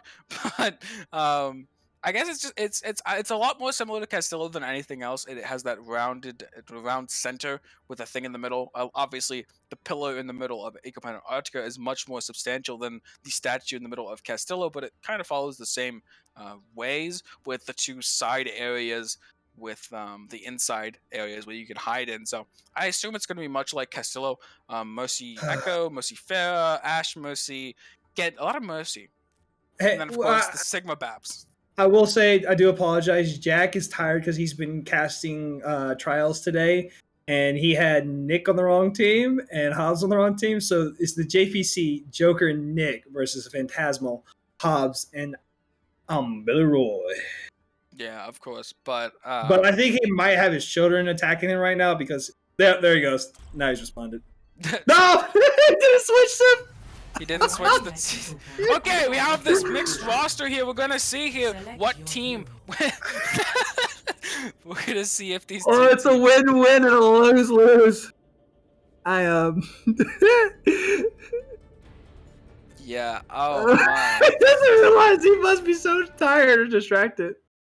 He did have a fantastic cast on Contender's Trials, by the way. So. Yes, he did. It was much love to fantastic. him there. He's doing a great job there with our own Beak as well. So you can go watch the VODs and a Contender's Trials. It's very good. But we'll have to restart the lobby here and swap them over a little bit. Oh, okay. No, Hobbs saying, no, this is fine. We're going to destroy them. Turning on his former compatriot here. Oh, no. He has thrown down the gauntlet. Try me. I'm Billy Roy, says back to him. A little bit of an infighting going on here. Maybe if they go back. Nick wants back. Nick wants back with Joker. But we'll see here. He's throwing down the gauntlet. Maybe if Hobbs goes back to his teammate, maybe there'll be some dysfunction there. As there's already been the gauntlet thrown down by one of their own members against their own. So hey, we could see that maybe play a role, but as we will be getting that lobby back and Sworden moving back into the correct matchup. All right. Now that we have the teams all right, we're going back into Eco Egg. No, we're actually going to Black Forest now. Oh. Black Forest time. All right, well, now strategies switch up. It's all right. Yeah, it's very. We've seen. He is very. Captain Jack saying in the chat he's so tired. It's completely fine, Captain Jack. You are doing your amazing job. Captain Jack, we love you. Tireless We love work. you. We love you. Purple hearts in the chat if you can for Captain Jack. But as we move into this next round, we will see the Mercy Echo going up against Sigma Baptiste Roast. Very, very popular comp shown up here so far in this tournament. As it kind of plays the same way we commented before. It's a poke battle, and it's going to be a resident sleeper until, of course, you can manage to break out of it and maybe get a pick onto the Mercy or the Baptiste. Joker does seem a little more aggressive on the Sigma than we've seen in the past, taking a nice little bit of poke damage coming out, not really wasting the shield damage. Yeah, and the more it's like kind of forced back in there, waiting for shield to come back up, kind of poke out, the Echo spacing actually very effectively against the Sigma. The orbs kept forcing out the ammo with those sticky bombs. There was no follow-up damage. Sticky bombs do not one-shot a 200 HP target, if I'm not mistaken, without at least one shot other coming in there. So maybe didn't even have to get forced up, but maybe he did manage to get a shot down onto Nick while he was poking his head out for some damage. It all really does come down on Nick here on that Baptiste to try and smite the Mercy out of the sky and by proxy the Echo, but let's see if that's what they're able to do here as they're still boxed down. I'm just waiting for Hobbs not to pay attention when they're falling down and fall off the map. I'm going to laugh so hard if that happens. The wall, it has been 75 seconds, so sight has come up for both teams, which means they now know where this Echo Mercy is at all time, which gives Nick a good advantage on this Baptiste. Yes, as we're moving into this, we're just moving to the capture point now. Nick does not have that window of the window available. Will be waiting. Hobbs, though, very close to his Echo ultimate. If he does manage to copy that Sigma and get that flux up quickly, it'll be very, very hard for them to come back from that flux. But the cap opening up in 8 seconds, they're going to have to move out here, and finally they do. Yeah, Joker getting taken down, almost getting taken down. The copy does come out from Hobbs. Already has 66%, 70% on that flux. Here comes it. Flux getting popped up as the windows popped up. Oh, what a great accretion coming out from Joker. The window playing huge, keeping him alive. And right now, it's just a battle of the bands as Joker's coming up with his own accretion with no stun. But man, Hobbs just getting lucky as the accretion barely misses at about 30 HP. Hero popping the Vault, keeping everyone alive. But it's not going to be enough as Joker does get that accretion. Doesn't find anyone with it, and this Valk is just now over. Nick is taken down by Ambeleroy, doing the damage as the Mercy Echo finally getting the damage they want onto Joker. Gets accreted, but Mercy's going to pull out that pistol soon, I hope, and get another kill. Yes, here comes the pistol, and Hobbs taking the kill away with the sticky bomb. Not on the explosion itself, but the sticks. Initial damage, man, take him out there. Very slow pace there, and at the end, the ultimates come out on the side of Nick and Joker. They find nothing. Oh, so sad. After such an amazing rock there that knocks Hobbs out of the sky with that stolen gravitic flux, and just not able to do it. Very, very unfortunate there. But moving to the next round, we do not have a, as we see again, Hog Soldier. Wow, it's so popular. But we'll be seeing a repeat of the Bat Sigma, the Hog Soldier. Gonna be hard. They can try and get some damage down onto this Hog, force him out. Only has that. Oh, the hook's already gone though. He's gonna run away. Yeah, and so is the accretion, which means I'm Billy Roy can use his vape with no problem. I'm Billy Roy actually has 25% on it, but Hobbs almost getting taken out just trying to do these flanks that might not be necessarily the best idea when running against the Sigma Baptiste. And Billy Roy taking the aggressive, but doesn't have the soldier to help him. Soldier finally managed to get back up there, does get rocked out of it, forced back. The Hog looking for these hooks on this flank, but cannot find it. The shield is in the way. The soldier running around in the backline, looking for something. Does manage to get the high ground, but actually coming up in the middle ground for that thing. Joker taking a lot of damage, forcing out his His shield will have to go up here. It's not going to be enough for now. This is going to have to pull it back. wait for it to recharge once again. Yeah, we're almost coming up where sights will come in, and maybe when the sights are finally up, I'm Billy Roy might be able to find that hook he's been looking for on Joker in the Sigma. But he's also 80% on that whole hog. It's not going to be too much longer. All he has to do is wait for that E to be faded out, and it's going to be bye-bye to both Sigma and Nick on the Baptiste. You do have this gravitic flux though, 88% on that. This could be massive. That could be. Oh, Hog getting put out of his breather. They're going to be pushing aggressively here. They can see each other, but they're not going to find each other just yet. Going to be looking for this gravitic flux onto either the soldier or the Hog. They're playing a 2-split to hit both. So the Hog ult does come out. You just eat this up and kite back. Kind of a really early ult. And going to get the Hog. He's going to be knocked out of it. Soldier. Oh, just complete whiff on his ult there from Joker as the Immort is going to get forced in the back from Nick as Hog does go on to the flank here. Soldier taking that high ground back up again. The breather already taken out of that Hog. Hook missing once again. Ant Matrix up and available here for Nick. Does get some shots onto Hobbs. The Tac Visor will be coming out though as the hook damage does manage to kill Nick as Hobbs is going to be fighting against the Sigma for now, but does manage to find him in the end. No eat, no shield available, and he will be dead. 2-0. My God, the misplay from Joker once again, just not able to find anyone on the Secretion has been a huge upset for him. Maybe it's time to switch off that Sigma. They have been getting that flux every round, but it just doesn't seem to matter. I wonder, do we see the Sig Baptiste once again? No, we see the Ryan Lucio. Lucio. It's time, boys. The Into Ryan the Moira mirror. Lucio. But I think the Moira does provide more here. You're gonna see it's gonna come down to the pins. The pin already out here. Joker can get his pin of his own. He just missed both pins going wide. The Moira then backing up, getting the healing down. Damage orb coming out, looking to get some damage down onto Joker. And that Lucio in the backline will be forced away. Fire strike going wide for I'm Billy Roy. The pin is back up available. He could be looking for it. The pin does go out for Joker here, but then he does get the miss on the advantage going to Joker here. Does manage to find him. Yeah, even though the Moira heals are more, once those heals are out, they can't be like consumed back. So that actually might be the advantage running the Lucio here. You can speed your Ryan out while the other Ryan's healer gets loses all their heals, and you gotta wait for the orb cooldown.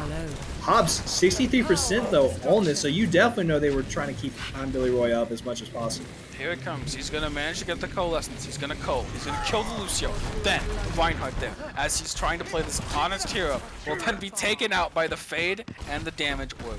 And that is how this is going to go down. The Shadow, though, almost available. Could counter that coalescence. He's getting some healing down, but the speed should be available soon on the side of Nick. He can continue to chase down Hobbs on this Moira, showing off that this, yes, the Reinhardt Lucio can work. And but the Shadow is still not available. Hobbs going to be the first one to hit that coalescence. And off this damage orb even perhaps is going to hit it. He's going to be looking for that Lucio. Surrender to my will. Here comes the coalescence, not able to find the Lucio, and the Shatter comes out and is an easy win for the Ryan Lucio. As the taunted beat drop gets laid out right on top of Hobbs' face. Yeah, I mean, not much to do there, as you see. Once that coal comes out, the Ryan gets one swing, gets the Shadow up and available, and it's just an easy Q click from there, managing to put down on the ground here.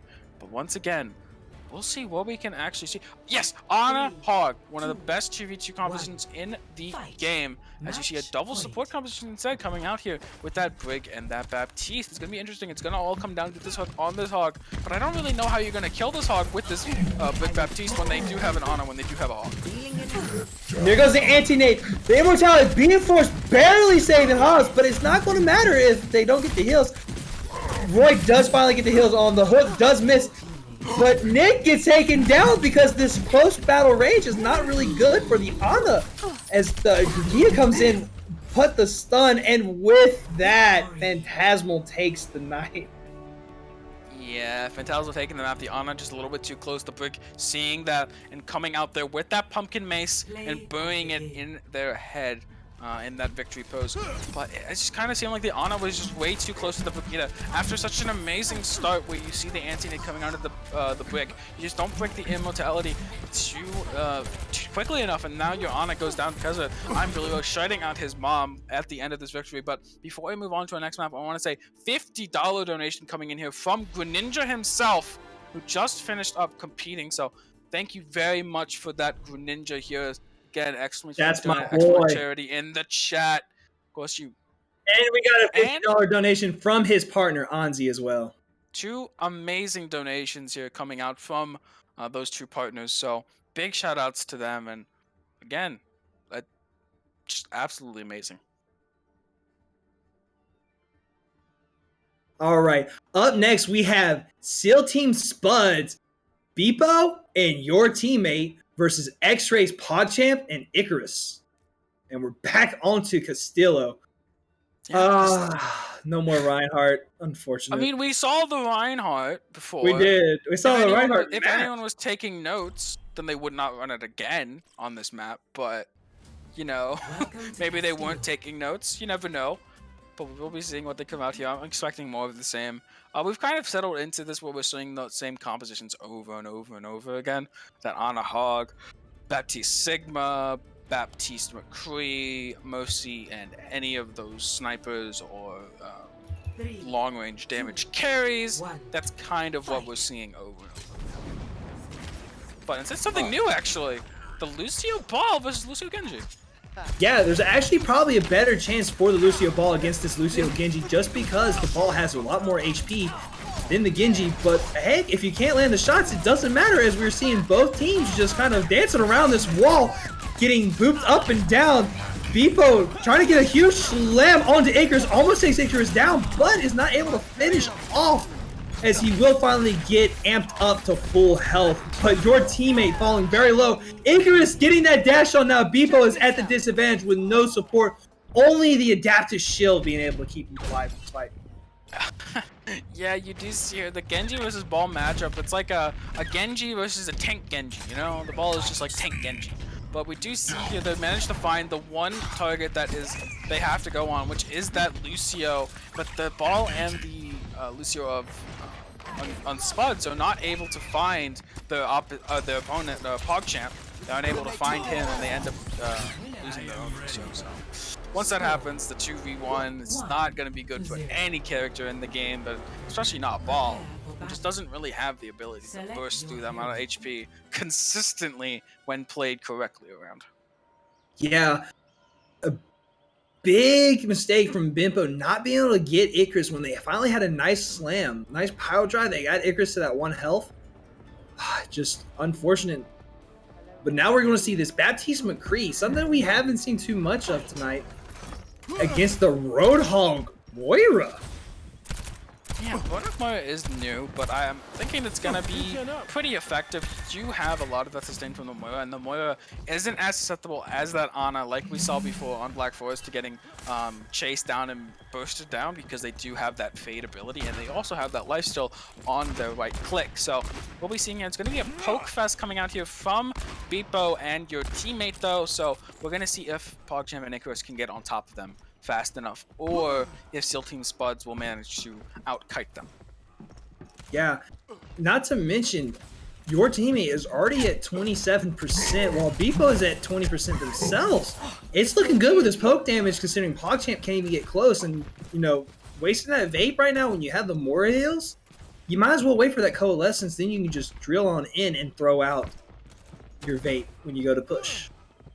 Yeah, it's gonna be difficult here. They're still waiting for this Hog to push up. I don't know. You already have 50 on that ultimate for your teammate, and I think the window will outpace the coalescence. So much damage can come to the. They're gonna have to roll away. You see the. Oh no, they're split. This is not good. But Moira going very low. Oh, but teammate getting found by that hook. This is not a good thing. This McCree has to go. Gotta go hero mode. He's gotta find Icarus, but he's gonna have his orb up soon, and he's gonna go back to full health. Yeah, and Icarus does go to full health and is at 80% on that coalescence. Beepo is just not going to have a fun time against this Roadhog. It's really going to be about to be a 2-0. SEAL Team Spuds will have to come up with a good strategy in this next round, but at least they won't have to worry about the Tyrant of Hog. Yeah, we do see here the reveal coming in on the side. Coming in, staring at each other, but there's not going to be much ability here for the McCree to actually take this. He's going to walk in, he's going to, oh, dodges the hook. He's going Matrix. He dodges the hook, gets the stun on the Hog. He's already low and stops the high noon and death. Not much they can do there, as they do end up going down. Prepare And as the sun sets in the Select east. your hero. Wait a minute. In the west.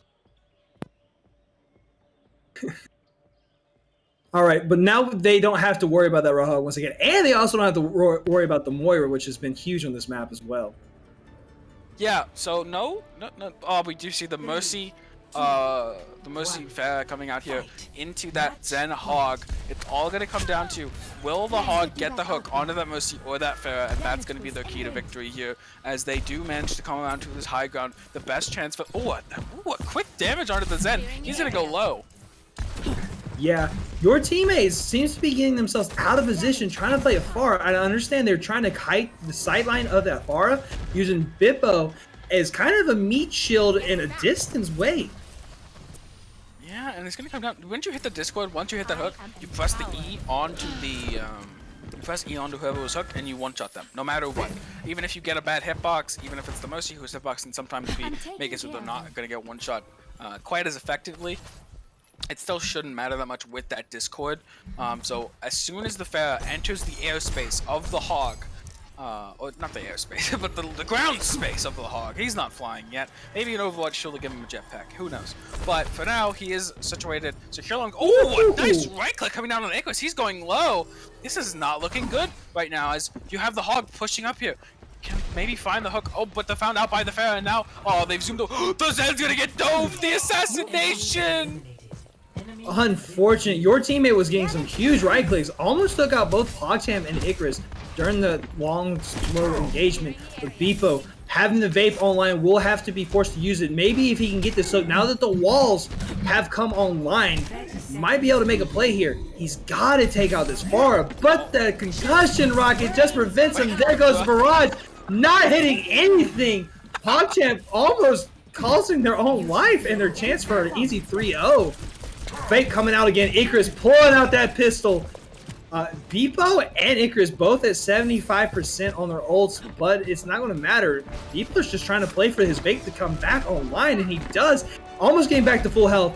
He's still trying to hook this far and gets it. Gets the kill with the whole hog. And with that SEAL team spot, get a one. It could be a reverse sweep, ladies and gentlemen.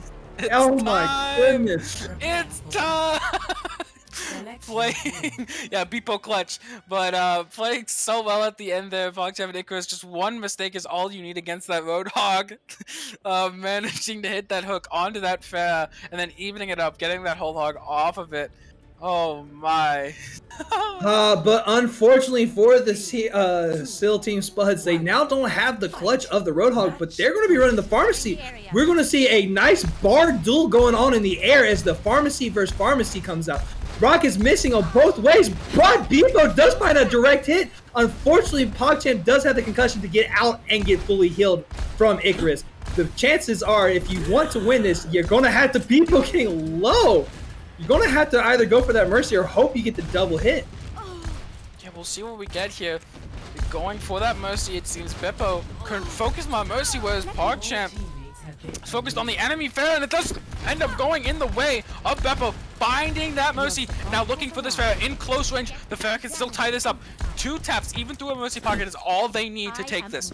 But it's going to be difficult. Fair has the high ground right now, and has the advantage with their cooldown on their boosters, but it's still available here. This is not over for PogChamp. He can still manage. Oh, the direct hit right there. What a good prediction from Bippo. Yeah, so we're now tied up 2-2. This reverse sweep might be a thing. Yeah, we saw a reverse sweep as well, I think on this same exact map, so maybe once again we can see that coming through here.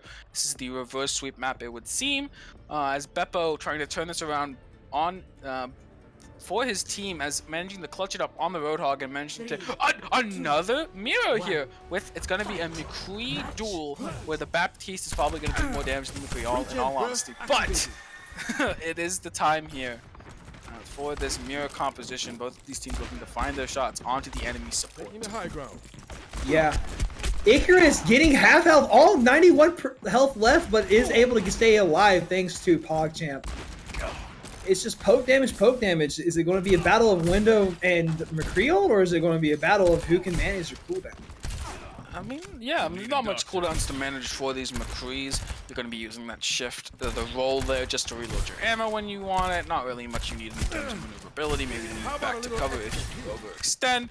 But right now, it's a little bit of a farm time, waiting for this ultimate to come online for both of these sides. Both of the teams keeping a very steady pace, but your team a little bit ahead, only 16% ahead now. PogChamp quickly getting back up. It's time for Seal Team Squad to maybe complete this reverse sweep. This is their time to do it on this mirrored composition. There's no reason for this to go. This could go either way. There's no counter comps or anything like that. It all comes down to the raw mechanical ability of these teams. Yeah, right now it looks like Icarus was having the advantage, but Beepo finally finding that rhythm with the McCree shots. Almost took down Icarus. Now we have Window on both sides available for this, with the Deadeyes both coming up soon. And Walls just now being shown. Hey. Yeah, and we do see here the walls coming out here. Ultimates available for both sides.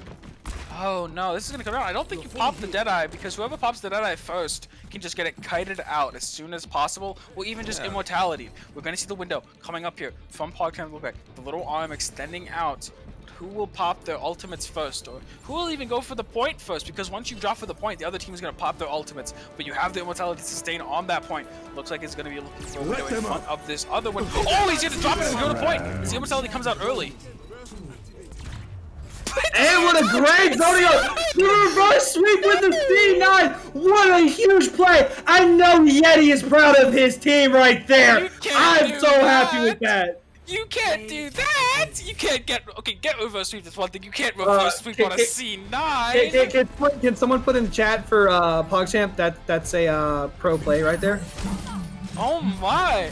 Like, okay, so I wasn't expecting to see, or have to say the word C9 in a 2v2 elimination tournament today, but it looks like that will be the plan, as they're playing for the point, I guess, forcing that. They go Ant Matrix on the high ground to make them think, okay, we can't drop now. They have the Ant Matrix up. They pop the High Noon. It's instantly kited out. The Baptiste threw out the immortality super early on at the point, and then could not drop into it, so he just was so scared of pushing up that they just took it. I guess they wouldn't. Maybe they just don't play enough of the of this mode to know how fast it is to cap that. Maybe they're expecting a little bit more time there, but it is an extremely fast cap. As well, now it's time to go into the Transcendence tier. All right, we have Infrared's Billy and Shuramo versus Shuramo versus Praxis, Hattori, and Mammoth. Yeah, this is gonna be a good one. Let's see what these teams can do. Going back to Eco Point Antarctica this time. The third time we've seen this map.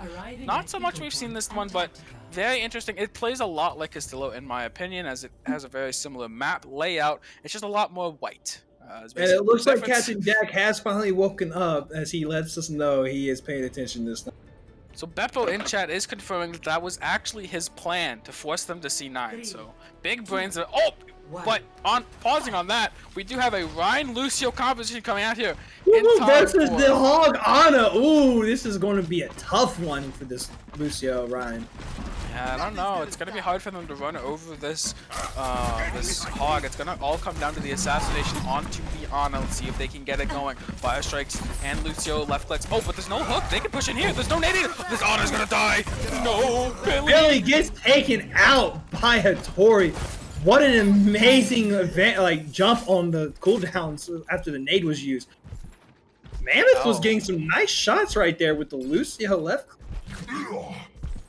Yeah, and it does look like this should be the first round going to the way of Praxis, as Shromo on this Hog shouldn't be able to kill anything unless he does find that stray hook onto that Lucio, and then it all comes down to the tank 1v1, which I think Hog is favored unless Ryan manages to pin the vape away. Once he vapes, and if you manage to pin it, that's how you're gonna win. But other than that, you really don't have an opportunity to win that 1v1 outside of maybe a shatter. Yeah. Shromo already trying to get in position for when the point is used. Throws out the hook, misses it, and running away, trying to make sure he can't get pinned. The walls finally do come out. He does get pinned in the middle of the vape. Luckily, he was already at full health, but it's not going to matter because he is taken. And Hattori says no to the Ana Hog. Billy claiming that his teammate is throwing and Shomo responding with the okay. Some discord being sown between this team right now. This is not what you want going into this important second round where you can take back the tempo. But right now you don't have that Ryan's Lucio available, which honestly is a steal. Managing to win on Ryan Lucio is a steal because those two heroes aren't like super important to you. And as we see a very similar competition coming up both sides, it's going to be the Echo Mercy versus the Pharah Mercy. Many have claimed that Echo is Pharah 2.0, just the better Pharah. But we'll see if Billy Gold can prove that untrue as he's going to look for this Mercy out of the sky, or even mayhaps the Echo. It's going to be very hard, especially when there's not too much cover to hide behind. And Billy does find one Greca, but the beam from the Echo is just too much. Not even a Mercy now. And Shromo is taken out. So there may be some truth to the idea that it's just a better Pharah. There may be some truth to that. Sticky bombs and the magnifying beam, or focusing beam. Is it focusing beam? I think it's focusing. Focusing beam. Focusing beam. Yes, I know my ability names. I'm a caster. But You play DPS. I play a lot of things. I play a lot of things. It gets all jumbled in my head. But we will be seeing the Mercy Hog coming out here. Okay, now you have the strong 2v2 of the Hog Ana available here on the side of Fax, and no Ryan Lucio to run their Ana down. So we'll see if they can finish this out here. As we saw this matchup before, and we saw that it came on Castillo, and we saw that it came down to who hit the first hook, and if it was the Hog with the Ana, there was just anti-nated and there was nothing they could do. It was just over. Yeah. Promo trying to put blame that there was a broken hero used, but now that they're on this Hog, I mean, you know, it you is really a want to broken talk hero. because this is not the second time you're running the king of 2v2s. Yeah, they ran the Hog earlier as well. I don't know if they can be complaining about broken heroes, but they do. They cry foul, but I don't spot any pheasants around, so there's no foul I can see. But we'll be moving up here, looking for this high ground, trying to control it as much as possible, but it's just really just there's a range difference. The Ana can actually poke out the Pharah. Captain Jack saying, boo, boing. Last time we saw this, we saw a Mercy into a Baptiste, so we'll see if that rings true again, but doesn't seem to be the case just yet.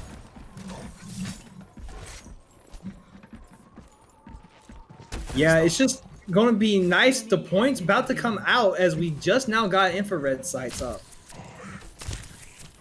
Yeah, and it does look like the hooks are going wide for both teams here. Looking for this anti-nade flank, perhaps. Could be the drop down. The point gonna be opening up soon, but gonna be Captain hard. Jack, you're not making me sleepy. Stop it. No Captain Z's. Jack trying to put Z on the shot. The hook going wide. You can go aggressive here if you are this on a hog. Just enter the point as you drop down, and you should be fine. He's playing this cautious. The hook comes out, looking for this anti-nade. Doesn't find it. Oh, the anti-nade blocked by his teammate. And now, this is kind of where the advantage for the Mercy does lie, outside of those cooldowns, as now, oh, but the Nano coming out available for them! No sleep. But the Warhawk will push them off, and it will be just enough for them to win the round. 2-1.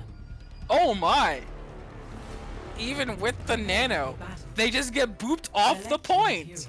That's crazy! I didn't expect that to happen. I thought the sleep would come out, but the sleep did not manage to hit it. So the Hog just got pushed so far away, so fast of a cap, and there's nothing they could do. Yeah, what a good play from Shroma on the Hog, using the whole Hog. Yeah, sure, you get the Nano Hattori, but it does not matter. Fight. Match point. Now we Does got look Ball Hog Torture versus worst off-tank composition? double tank versus double tank, but I don't Guys, actually know I'm not this gonna fate. lie. I'm not gonna lie. Sometimes I look away from the screen, and when I hear Booth go, "What the?" I'm like, I turn to look. I'm like, "What the?" Oh, what a great bubble coming out, keeping Shromo in the mech. God, he's gonna die. Cracks. Hattori gets taken down. The Zarya. Oh my goodness, it's not looking good for Mammoth. It's about to go to a 2-2 matchup. Yeah, the Hog gets the Vape Force down, then just gets run down by that Diva, by that Zarya. Looking to push us in the tier 2. There was BM coming out from both sides here, but it looks like Practice may have been a little bit overconfident here, as now the Hog. I mean, you going just can't help that Billy had such amazing bubble management against the 2v1 right there at the end. Mammoth just had no chance. how to stay in that ball form. We see the beep beep coming out from Stromo, indicating that a reverse sweep may be coming in soon here. That is what they'll be going for. Let's see. What does Practice want to go for? What is the strongest combo they can think of to not get reverse swept here? Zen Soldier, apparently. Not what I would have gone for, but you know, Match point. that's up to them. Oh my goodness. As we do see the Baptiste McCree on the other side of the Discord already going down onto that McCree. Just going to be looking around. Maybe they going... took notes from the last match and they're going to pop that window high noon for kiting. Maybe that is the plan right now, but for now it's just a little bit of a poke fest. Might see some more Captain Jack resident sleepers in the chat. We don't know yet, but that is looking like what this is going to go for. None of these teams really wanting to over-aggress. But going down on Billy Got though will force him to drop, but with those rocket boots, he can easily reclaim that high ground. Yeah. Stromo trying to get that poke damage onto the soldier is able to find a little bit, but the Zen Orb does keep Hattori almost at full HP. It's coming down to a showdown between who is going to get their ISO driven. Yes, we know, Jack. We know. We understand this, Jack, but it's a tournament and we gotta win. So we can't all just send it down mid every single game. But they're doing just that. They're sending it down mid. The lamp coming out instantly. Discord already on the McCree, though, forcing him to back up. They got what they needed, though. They got the cooldown. That's a big cooldown out there from Stromo with the roll. The roll stun fan the hammer. Sweep. And Praxis gets reverse sweep, maybe? Oh, Stromo. Oh, but he had no health to turn around and finish the full health map. And the reverse sweep, ladies and gentlemen, happens once again. So much for throwing, Stromo. Play of the game. So Adrian make the reverse sweep and they managed to win this one. Coming back in off that amazing turnaround play from that hog. Managed to boop them off of the point in what should have been a better matchup there available, but they don't manage to get that anti-nade onto the hog. Instead, what ends up happening is the hog actually blocks the anti-nade with his body for his teammate, and he does end up going down. But that was the last one before our break here, as we will be moving into a very short break. But do not go anywhere. We'll be coming back right with some more 2v2 elimination action.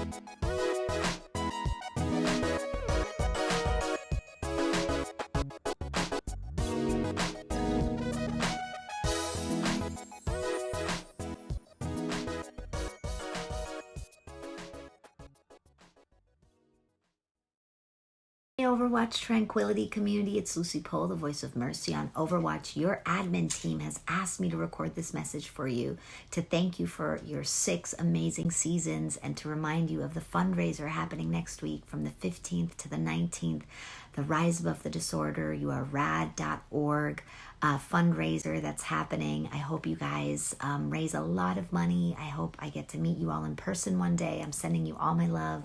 And don't forget, heroes never die. Lots of love. Mwah.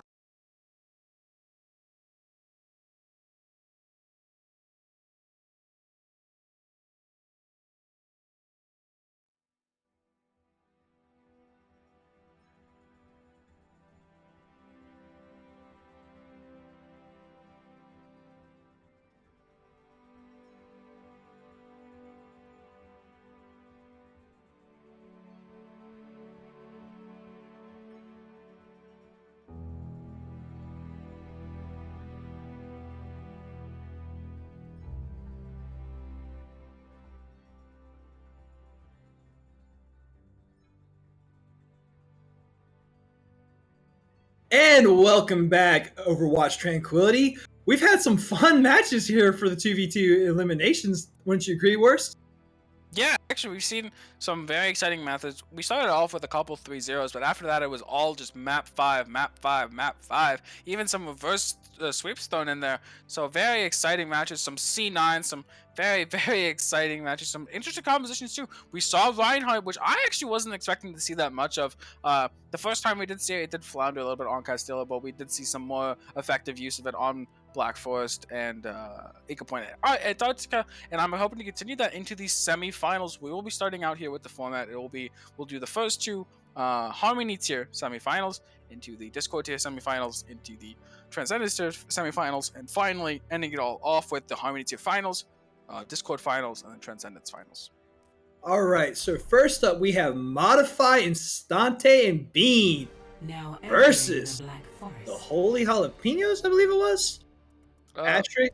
Or no, who was it? Yeah, Holy Jalapenos. That's all jalapenos. Ah, I'm good. Booth over here telling me, no, you didn't read it right because you got dyslexia. No, I got it right. Asterisk and Dadbod Goku. 3, And we're seeing that Hog Moira coming out. fight. But the Mercy and Doomfist, which you questioned and ended up just working really well. Yeah, the Doom Mercy did work last time, but I think it's gonna find its a match in this Roadhog. You can't one-shot the Roadhog and the Moira. How are you gonna one-shot Moira through Fade? Maybe he can do it with that damage boost. Maybe just too much damage too fast. Oh, but he spots him out. The Hog coming out. The hook missing though, as the Doofus goes back in. But now tunneling onto that Mercy, finding it. The heal gonna be coming out uninterrupted, but going back onto that Moira. Like I said, the Fade just too strong there. Not gonna be found out by the. Oh, just running at the Doomfist. Nothing he can do. There's no cooldowns. Doesn't get the res off either. Dadbot Goku showing off his absolute mastery of that Roadhog. He won his round earlier with that Roadhog as well, but now it's off the table. It's time for Beans and Instante to find their rhythm against potentially a different composition coming out here. And a real quick shout out to L Prime Toasty for a $20 donation. Thank you very much for that. It's very much appreciated. But as we move in here, the same comp gonna be coming out here from Instante and Beans, the Doom Mercy and Asterix and May, showing what that like the Lucio and May gonna be. I don't know. I think this is actually very favored for that Doomfist. There's not much to threaten in here. The May will not be able to freeze him up as fast if he manages his cooldowns correctly, and the Mercy will help him with that damage boost to one-shot the Lucio. But the Mercy's been left behind. Cannot see him, but now he's got picked up. Yeah, but you do have the boot from Asher that can disposition Bean even when they come diving in. And if Instante loses his Doom once again, well, it's not going to matter, is it? Yeah, it doesn't really matter. Once that Doom is down, nothing much the Mercy can do. Even against the Lucio, it's very favorable for that Lucio. Charging up the punch, doesn't find it. Gets out the wall, though. Could be looking for a very close uppercut. Does find it. May push out of position, but looking for that freeze onto Beans. Does not find it. Gets on top of his head, actually. But now looking for that Mercy. Turned on them. The Lucio, though, not able to find it before that Guardian Angel does come out. Estante still getting chased down by this Lucio. Doomfist frozen up. Mercy getting taken down in the backline while this is happening. Beans unable to save his Mercy as he was frozen at the time. The punch going wide once again. Up, slam coming down into uppercut, but it's not going to do enough. Asterix finishing off both the Mercy and the Doom. And Dad goes off the map with the May as we fade into black. What a great play, though. This Lucio May is definitely kind of like running a Lucio with a tank, since May does have that wall and the cryo freeze. It's very effective there at controlling the space like a tank wants to do. I'm gonna interested if Beans and Estante want to stay on this. No, they do swap off to that Hog. But Asterix and Deadbot Goku, they have decided they are now the Doomfist Mercy, taking over that composition that was being played by Estante and Beans and saying, we can do this, but it's gonna be hard for them. How are they gonna kill this May or this Roadhog? Does find the punch onto the May into the air. Should be forcing the cryo soon, but instead just freeze him, not even gonna force the block. As now, oh no, the Mercy. Yeah, Instante is definitely not going to allow Asterix to go in there. Score. What a mishap by the Doom Mercy. Prepare for battle. You go in on that May way too Select early. your You don't hero. even force the block, and now you're just frozen up in the air. Not enough damage going down onto the May. And after that point, the Hog just has to left click you in the face, and you are gone. Yeah, now will we see Asterix and Dad try the Mercy Doom combo once again? Nope. No, instead we see the Junkrat for the first time coming out here tonight, which I've been really looking forward to as well. Yeah, you get outranged a little bit here by this McCree, and the Monkey, people think that Junkrat is a super big counter to Monkey, but if you play correctly and you just try and skirt around the outside as he gets jumped in, using the jump already, versus doesn't have his HP, but now the McCree can walk up, and now it's just over. Yeah, no rest coming in for Asterix, and it's tied up 2-2. Are we going to get another reverse sweep once again? Starting off the semifinals with a reverse sweep would be a very exciting way to start this. It just shows that this is very close and anyone can win any game no matter how far they go down. As it is the last round available, we'll see what both of these teams are going to opt into. I don't know, they probably won't stick on that Junkrat after seeing how that worked there. You still have other options. But I don't know about the Rhine Reaper, but we'll see how effective it is walking into. They can try to walk into this Ana Sigma as much as possible. We have to watch out for the Anthony and that sleep, because once the sleep goes down on the Rhine, the Reaper's going to focus now. Yeah, but Reaper is a good shield buster, so it might actually be okay to run this Reaper. But instead, we see Bean flanking to try to get the Ana. Both teams separated, but it doesn't look like it's going to matter because Dad's just got the coverage for Astra. And walking back here, the Reaper looking for it. Already the E coming out. Don't walk off that map. Get the sleep going down onto that Reinhardt. Back up available. Fade already out. Nate does get, but Dad finds the Reaper as the Ana's about to be taken out, but no, Instante not able to find her. And the reverse sweep is canceled. The Holy Jalapenos. Takedown modified. Yeah, almost a reverse sweep there, but a little bit overzealous from the Reaper, getting taken out very early on. Not much they could possibly do after that. The Rhine looking straight on the Ana, but even after that, Sigma still alive. It's going to be a really big issue for the Rhinos. I think the Sigma does just win unless it gets picked. Yeah, most definitely. And honestly, I'm surprised that Asterix put the sleep on the Reinhardt. All they had to do was jump out of the way, and Sante would have flown off the map. But we're now... I would have loved it, man. We've seen almost everything tonight, and we literally saw the most jokeable game ever. But now we're down to our last semifinal for the Harmony tier. Fire Fight versus Phantasmal. Josh and Kura versus Hobbs and Ambiliroa.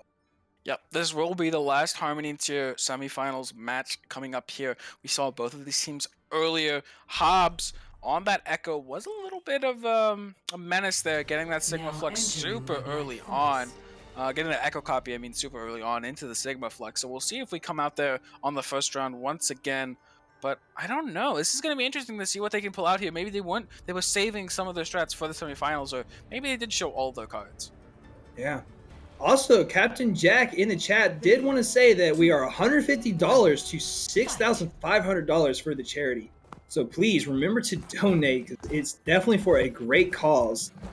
All right, we see the Hog and Ana coming out versus the Echo Seed.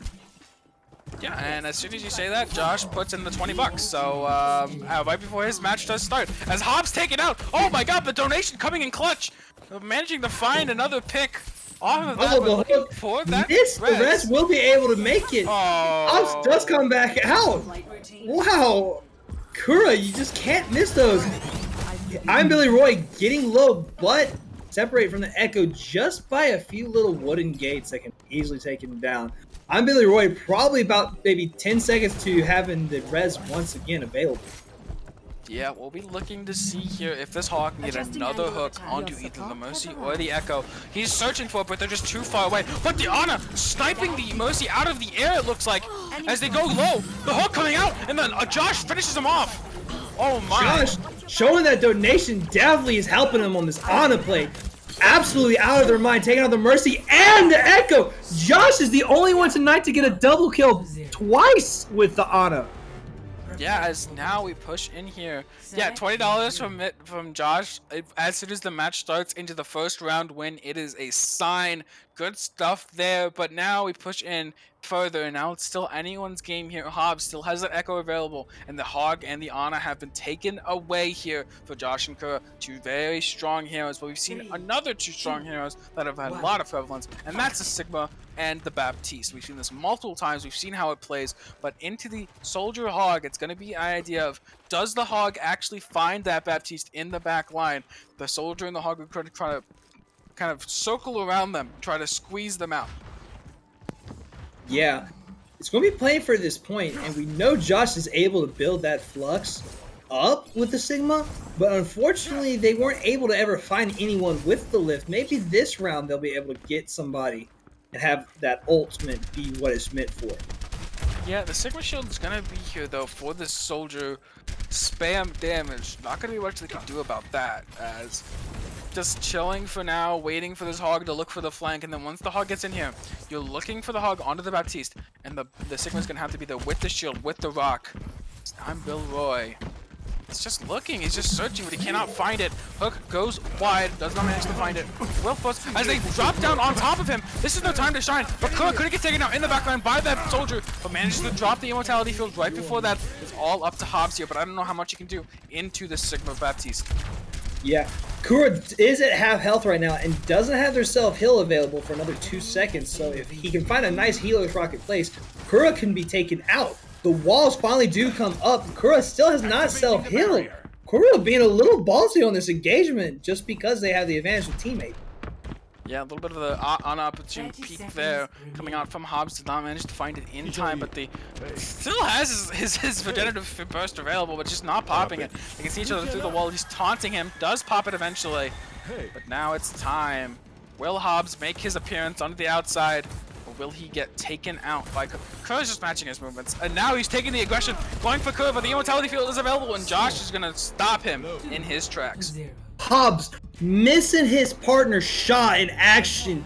It just did not seem to go for the duo of the Fast and Furious franchise right there. Josh and Kura just happen to have these big brain strategies, and you know, honestly, they weren't even thinking about Hobbs and the Soldier there. They were looking for Bill on that Hog trying to flank. No, there's no way they could have hit that Soldier, so instead they were opting. Okay, it's all down to this. Who is the better Pharah? This is what it's going to come down to. We're going to see this Pharah Mercy matchup, and we're going to see who can they finish out this 3-0 off the back of this Pharah shot that's coming out here from Kura. Or can Hobbs manage to take his way over some nice rocket jumps over the top, saving his boosters when he needs the most. The first shot already coming out. Double hit! Oh my god, Kura absolutely fantastic. Stops the res! Victory. And with that, firefight just rolls That's a over Hobbs and Bill Roy. Oh, that's a donation difference right there, my friends. And you too can buff up your gameplay if you donate to Rise Above the Disorder here. They're gonna great cause.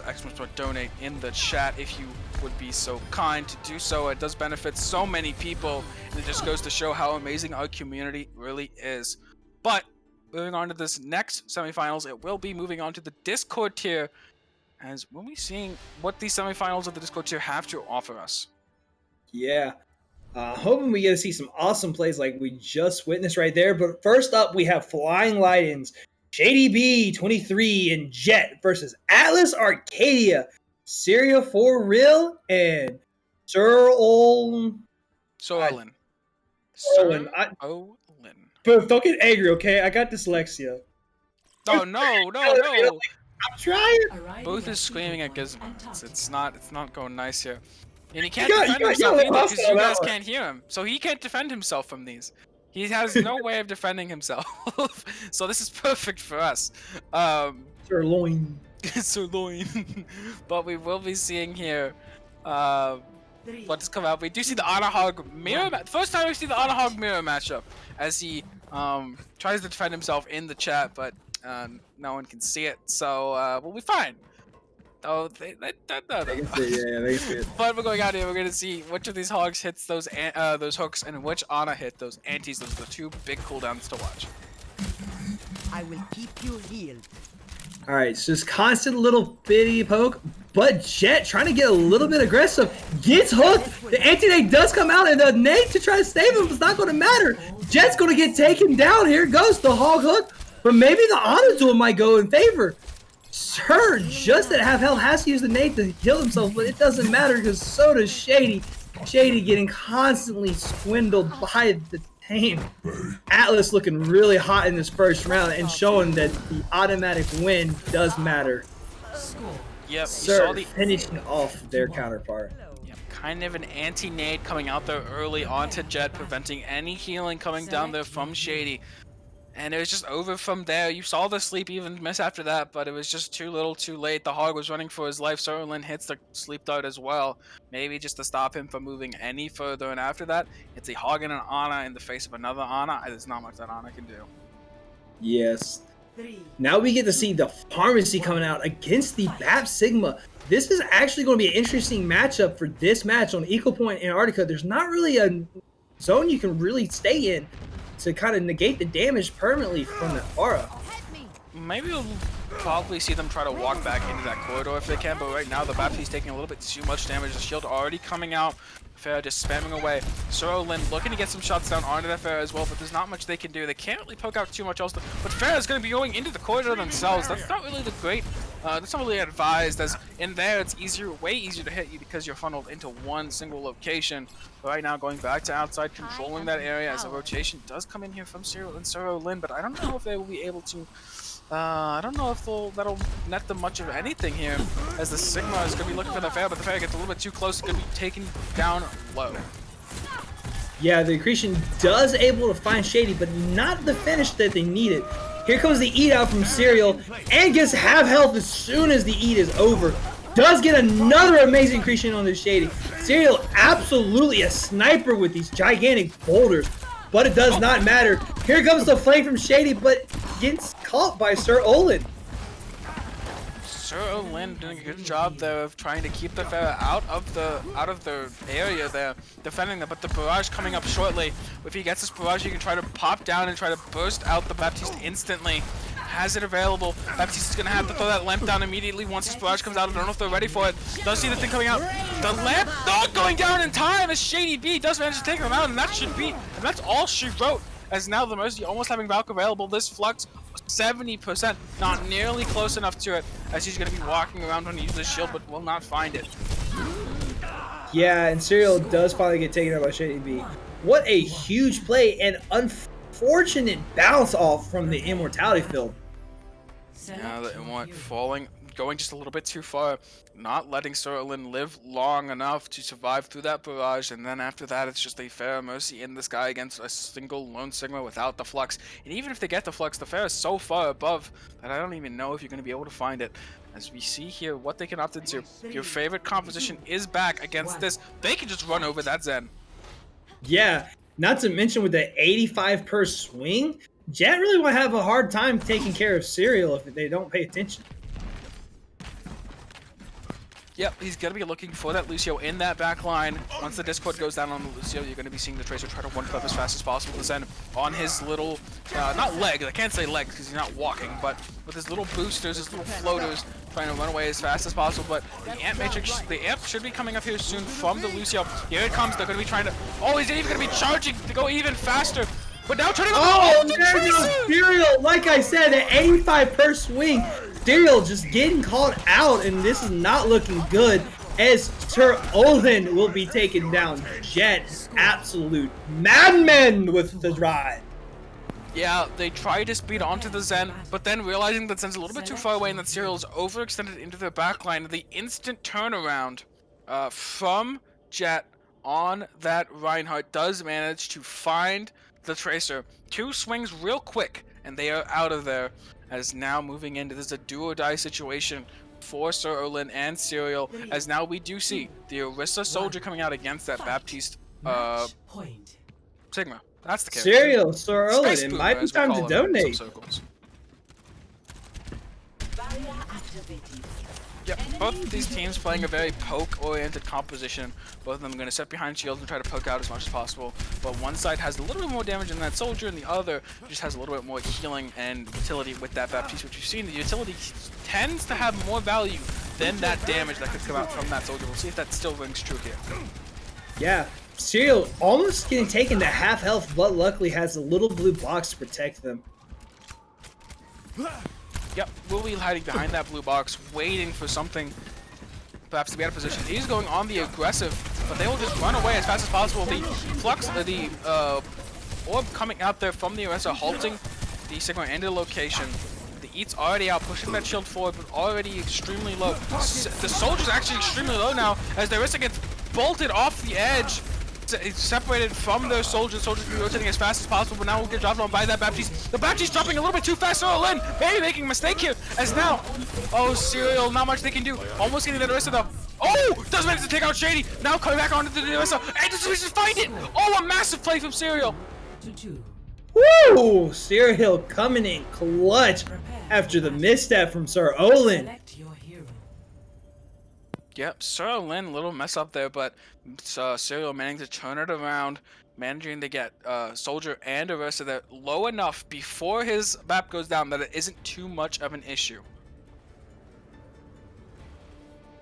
Yes, it is a good match, Mr. Yeti. You have no doubt on that. Now we get to see Jet and Shady on this Sigma BAP after they got taken out so barely. But they're going to have to go against the comp that they destroyed the Sigma BAP on, which is the Mercy and Farah.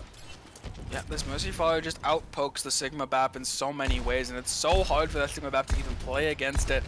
But can see if the Farah gets too close and does get that rock and does manage to push the Farah out of the sky, they can burst it down extremely quickly with there's just so much damage.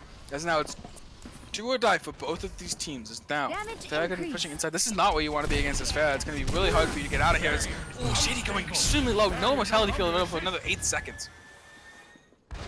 Yeah. Right now, being in this tight room might actually not be a bad idea because Serial cannot get the poke damage they need because the accretion from Jet could end it all for Serial. Yeah, looking for these little corridors, seeing if anyone wants to poke their heads out, but not finding anything quite something. Baptiste sending AFK in the corner as the time keeps slipping. And now they're just standing there, not moving, as they're waiting for this to I got you, bro. Time keeps on slipping into the future. See, as a zoomer myself, I am not familiar with this archaic. That's alright. This is why you always need one archaic, zoomer, one boomer. Archaic music that is being sang here, but obviously some people are. So great reference, Booth. I don't know it, but I'm sure others do. But as we're pushing out now, I'm sure others do. The immortality field's still available though, and it gets forced out immediately. That's right. Oh, Serial almost gets taken down, but is able to escape by the chin of their teeth, taking out Jet and Shady, and with that, Alice Arcadia takes it. Yeah, looked a little bit sus there for a second as Serial, without his pocket for just a moment, managed to go down to almost 5 HP, but managed to live just long enough for the pocket to come back in as Shady says it's time to go to sleep. As I'm sure others are feeling that as well, but we still have more action to go, so don't go to sleep just yet. As we still have many more semifinals to come, and hopefully a little more exciting than some of those rounds, but as time does keep on slipping, as Baby standing AFK in a quarter isn't the most fun thing to watch, but it was what they needed to do, but they were eventually Hey, punished. you know what though? Because they did win that, now people will get to watch me botch Sir Olin's name once again. And to my defense, not only is it my dyslexia, but I couldn't tell that the O is capitalized due to the way that they. Oh, don't worry. So that's where I get, I was calling them Soroline yesterday, or Sorolin yesterday, Sirlin. until I was promptly corrected by Yeti, but I had no idea. Hey, you know what? They might Jack- as well be a Sirloin State because that was well done played on that. Oh, comeback. actually, oh my, that was a good one. That was a good one right there, Gizmo. That was a great one. I like that. But yeah, no, me and Jack were dumbfounded yesterday, but we were reminded. But it is Sorolin. But now it's time for Nya versus Steel Team Spuds. Nya obviously have Cool Steve 95 and Tetra, whereas Steel Team Spuds have your teammate and Beppo, who managed to carry them to a reverse sweep last time with his Hog magnificent performance there, winning the 1v2 against that Fair Mercy. Yes. Although Beppo did look a little bit nervous in the early rounds, they had to find that rhythm, but once they did, it definitely looked good for them. Yeah, it definitely looked good for them, and we'll be seeing here what they come out. They look like they have gone for this Widowmaker. I'm assuming they agreed on this. I don't see why two teams would pick Widowmaker from the start otherwise. Widow's Woo! Tetra taking out Beppo. He's even shocked about himself getting that kill. Okay, Beppo's head is now gone. Lucio, now going to the coast. Enemy As yeah, he's just gone. Wait. I don't know. Wait, what's The going on here? 360? No? Oh, they're gonna do a duel. It's a little bit of a duel, you know. It's a little bit of a dually duel. My son, I don't think started either- something tonight. I swear. I don't think either of these two have seen a Western before in their lives. Hashtag Gizmo Kids rule. Just facts. Greatest kids in Tranquility. Okay, they finally get the duel underway after a little bit of a brief delay there, as that was. Oh, Cool Steve gets taken off by your teammate. Now it's down to the Lucio Widow fight. He's gone. Yeah, now it's Tetra versus that Lucio. And Tetra with a nice quick double banger onto your teammate. Okay, so they may have never watched a Western, but at least Tetra knows how to shoot, because they managed to clutch that up off the back of their, one, their headshots, and two, their two body shots, so. Okay, good for job. you Zoomers out there, I want you to look up the name Clint Eastwood and watch any of his movies, and you'll learn how to do this correctly. I'm pretty sure people know who Clint Eastwood is. I know I do, even if we are Zoomers. We're not, Zoomers aren't uncultured, we're just, we don't have as much experience in the old arts as others. But we do see the Lucio and the Stracer as, oh my god, the Beppo with that flash headshot managed to take out them, and then following it up onto Tetra. Ooh, a quick 1-2 there. Yes, Jack, we know you're a boomer. You don't have to tell us. No, By it the says way, Clint I don't Eastwood know if, since I do the beat drop, everyone likes a little trivia facts. Did you know most of Soldier's voice lines are actually voice lines used in Clint Eastwood movies? Yeah, I think, is it McCree, yeah? No, actually, Soldier. Get off my lawn, punk. Fight. Oh. You know? Maybe they just have something in common, just grizzled old people, you know? As the monkey already forced out here. Oh my, that monkey is one shot, by the way. That monkey is one shot. He's hiding for his life, running for his life, jumping away to safety as Tetra here trying to amp as much healing as possible onto the Cool Steve, but Beppo is looking, searching, and he's gonna find his prey eventually. It is now the monkey who is being, Hunted. I was gonna say hunted by the hawk is what I was gonna say, but my brain decided that he was not gonna say Oh that. my Thank goodness, you. Beppo taking Cool Steve down almost once again. Oh, I thought Tetra was about to fall off, but the assisted fall is so nice. But Cool Steve just can't get the heals from the Lucio. As they gave up. Cool Steve, I salute thee for those about to fall. That's me playing Monkey and Ryan and comp against Farah. It's just, if you don't have a good off tank to get it, or you don't have a hit scan to deal with it, it can just be like, I'm trying, I know I'm trying, but you just keep getting shot and shot and shot, and then there's a barrage in your face, and it's just, All right, Tetra, it's time to pull out your inner bleach and pharmacy these guys out of the sky. I don't know. I don't think Tetris. Tetra may be good, but I don't know if they're that good that they can somehow manage to one-clip both a Fair and a Mercy out of the sky. But it's gonna try their darndest, but it's not looking good. Does survive though long enough for the point to come out, but does finally get taken out by Beepo. And for those of you who don't know, Bleach was an amazing Lucio in last season, who was very well known for actually being the hit scan for his team on that Lucio, taking down Faras and Mercy.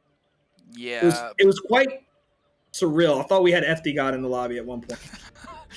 But Beppo saying he can't aim, but we know that's not true. We've seen him in previous rounds, and he has done amazing on that aim as he pulls out his signature Roadhog into the Zen Diva. Now, Roadhog, does a lot of things better than Diva right here. Does more burst damage than Diva, is more survivable than Diva. Only thing can't do is move as well as Diva, but maybe Cool Steve can take out that Zen who is going to be helping this Hog survive. Cool Steve is a very cracked Zenyatta, as we found out, but does get taken out by Beepo. Now it's Tetra's upset. I feel your pain. It's the classic Beppo 1v2 on his Roadhog. He does be taken out. Now, can he kill the Baby Diva? The final boss has arrived. Can he take out the Baby Diva with the smallest hitbox in the game, bar none? And he does. He manages to find the hook. Up shot to end it all. Yeah, well, Baby Diva might have the smallest hitbox, except if they maybe add Hammond into the game as a character that comes D-Max. Maybe we can have that. I don't know. Maybe. Cool Steve with the Zen diff, yes sir, but unfortunately, it was a Hog diff that mattered. Look at this, Beppo. 1, 2. Okay, Beppo. Okay, you got him at the end, but great job there from Beppo as they do take that semi-finals match. As we move on to our next one, which will be in the Transcendence tier. Woo woo! Yeah, we're moving on. All right, we have the Legion, Fives, and Shadow Thief versus the Ghostly Peppers, Waffle and Trippy. Yeah, and this will be interesting. We will be going to Black Forest here, so maybe a little bit more of those brawly compositions, but we'll probably see more of the same, more of the Roadhog, more of the Sigma, more of the Baptiste, perhaps, but now entering Black Forest. It's going to be interesting to see if there is anything new coming out here. Both of these teams have played already, so we'll see what people are leaning towards in the semifinals, as we do see the Fair Mercy combined with a Lucio Hog, not something we haven't seen before, but not something that is as played. We typically see it more with the Ana, but this can also work.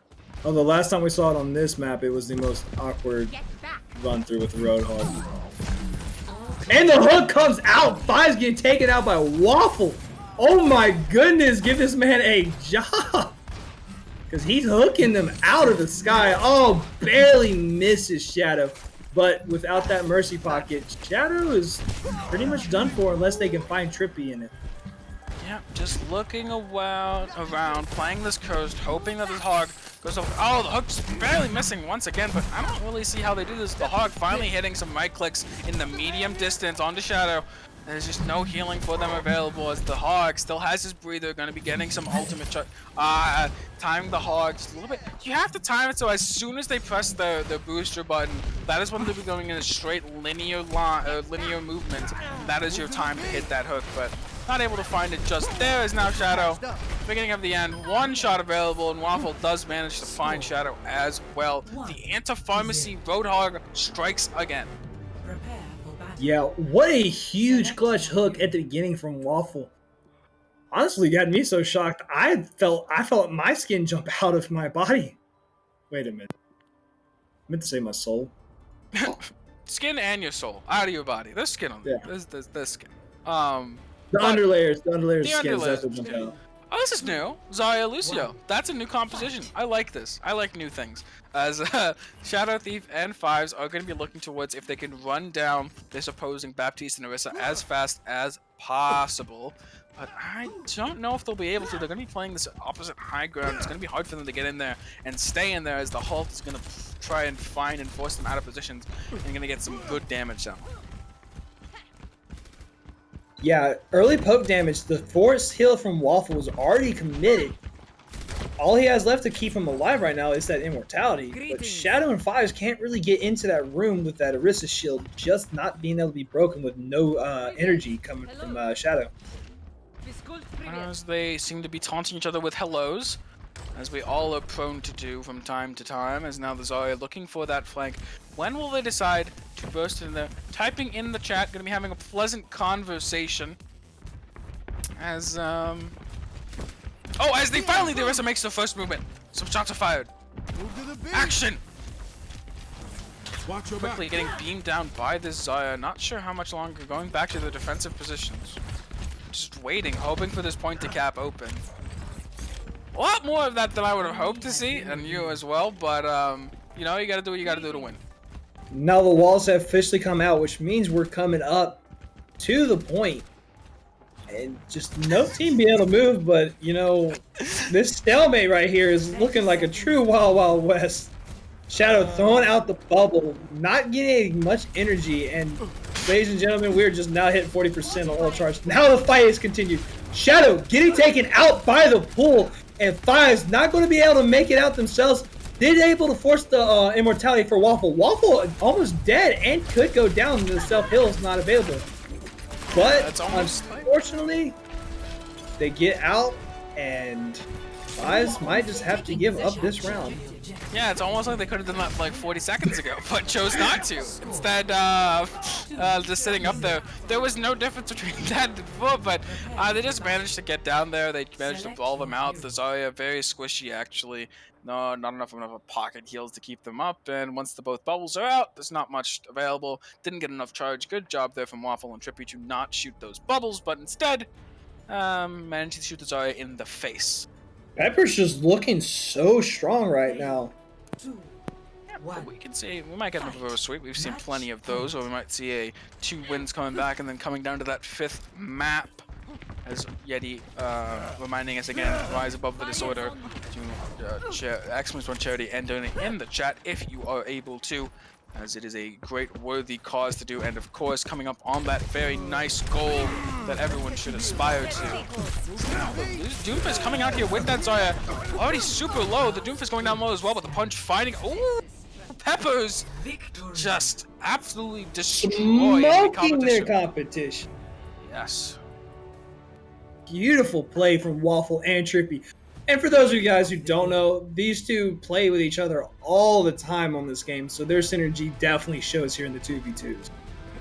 Yep, definitely showed there with the Doomfist and the Zarya. The bubbles were timed so well for their engages, as it just manages to survive the return damage that was coming back from the Lucio and the Zarya, and finding that punch into the wall. Very well played there from them. As moving on to the finals, as we come up to our last semi-final match, I believe, of the tournament. Yep.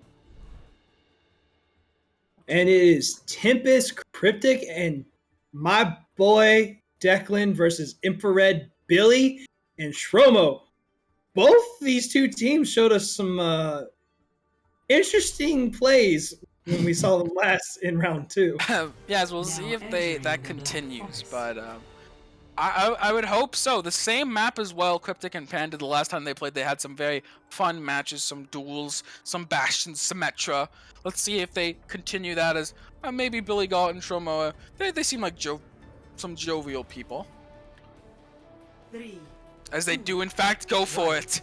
The Widow Torbjorn. Yes, Hammer Torb time versus the Widow. All right, so my friend and my son versus Billy, who I do love dearly. Bonjour. Hello. And okay, let's see if this goes better than the other one. All right, wait. They know how Westerns work. Maybe, you know, Booth, maybe you should type it out for them. Okay, let's see what's gonna go on here. Seems to be readying up. Gonna start that 3, 2, 1. Cryptic trying to get a sneaky little shot. He's taken out for it though. Okay, All here right, comes 12 now is the -1. hammer time. Okay, so we had an entire conversation, me and Captain Jack, about the intricacies of the Torb Hammer skin metagame, and we did see the Lumberjack skin was extremely effective. Like the Blackheart skin that is available for Ryan, the axe actually does more damage mentally to the opponent, so it ends up being much more effective. As we only see an epic skin, a purple skin coming out here from Shromo with that. I think that's I forget the name specifically, but some kind of a bronze skin is what it goes for. But what are we seeing here? The first hammer coming down here from. Okay, Panda, no, Panda. Declan, don't lose. Declan, my son. No. I'm disappointed in you and Declan. I'm disappointed in you. Oh my! They feel a disappointment coming in here from Gizmo as they get absolutely rolled in both avenues of that round. As Billy and Shomo looking strong heading into these, potentially trying to head into these finals.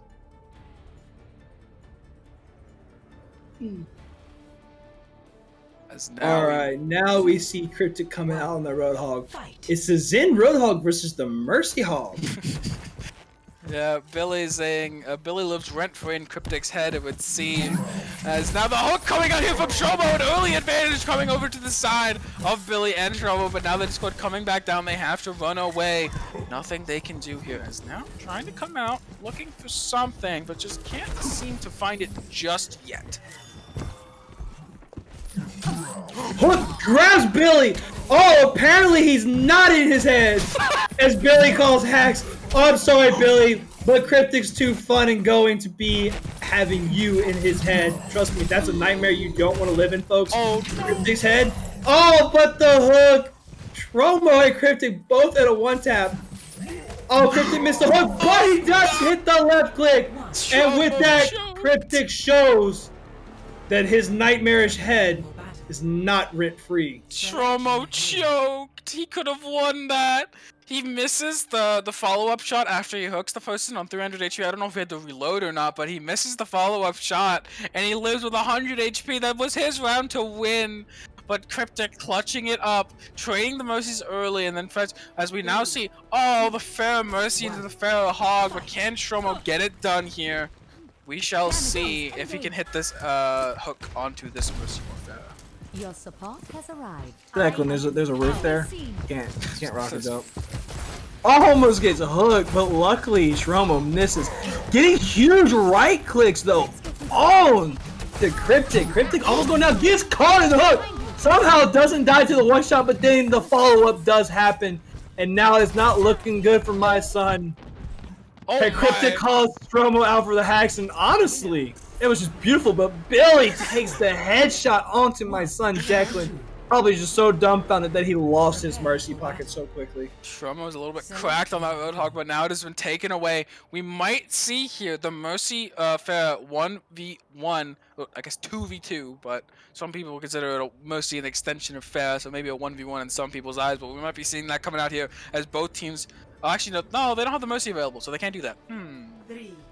Well, you see someone ruined it, but as Billy and Tromo opting in for that Baptist McCree, we've seen this multiple times, as now the Panda and Cryptic will be looking for that Bastion Symmetra they showed last time, but that was into a mirror matchup. Let's see how they can do that into a comp that isn't just the same as them. Yeah, it's going to be very difficult with this Immortality coming out, but the Symmetra being able to teleport them all around, they've got control of every high ground with this composition. Yeah, and now they're just looking to keep going and going and going, but I don't think they can find it, as now the McCree coming up and underneath them, looking for that flashbang essentially on that Symmetra, is now just going to be poking out, not with their Baptiste just yet though. They have to play this very careful. If any of them can get killed almost instantly, so there's just so much damage from either side. Yeah. Now, Bastion shooting back down onto the Baptiste. Cryptic extremely low, pushing this Baptiste though, but does manage to get it down. The Immortality field coming out from Billy Gold does find its victim, but Panda does trade. It's a 1v1. Shromo versus Panda Games. Who can clutch this up? Oh, but Panda gets some good damage with that self-healing available. Shromo has to go for this Fan the Hammer. From this Flash Fan the Hammer. Does get some damage onto Panda. Will be healing right back up. Playing very close. They can see each other now. It's going to be very difficult for Shromo to get into.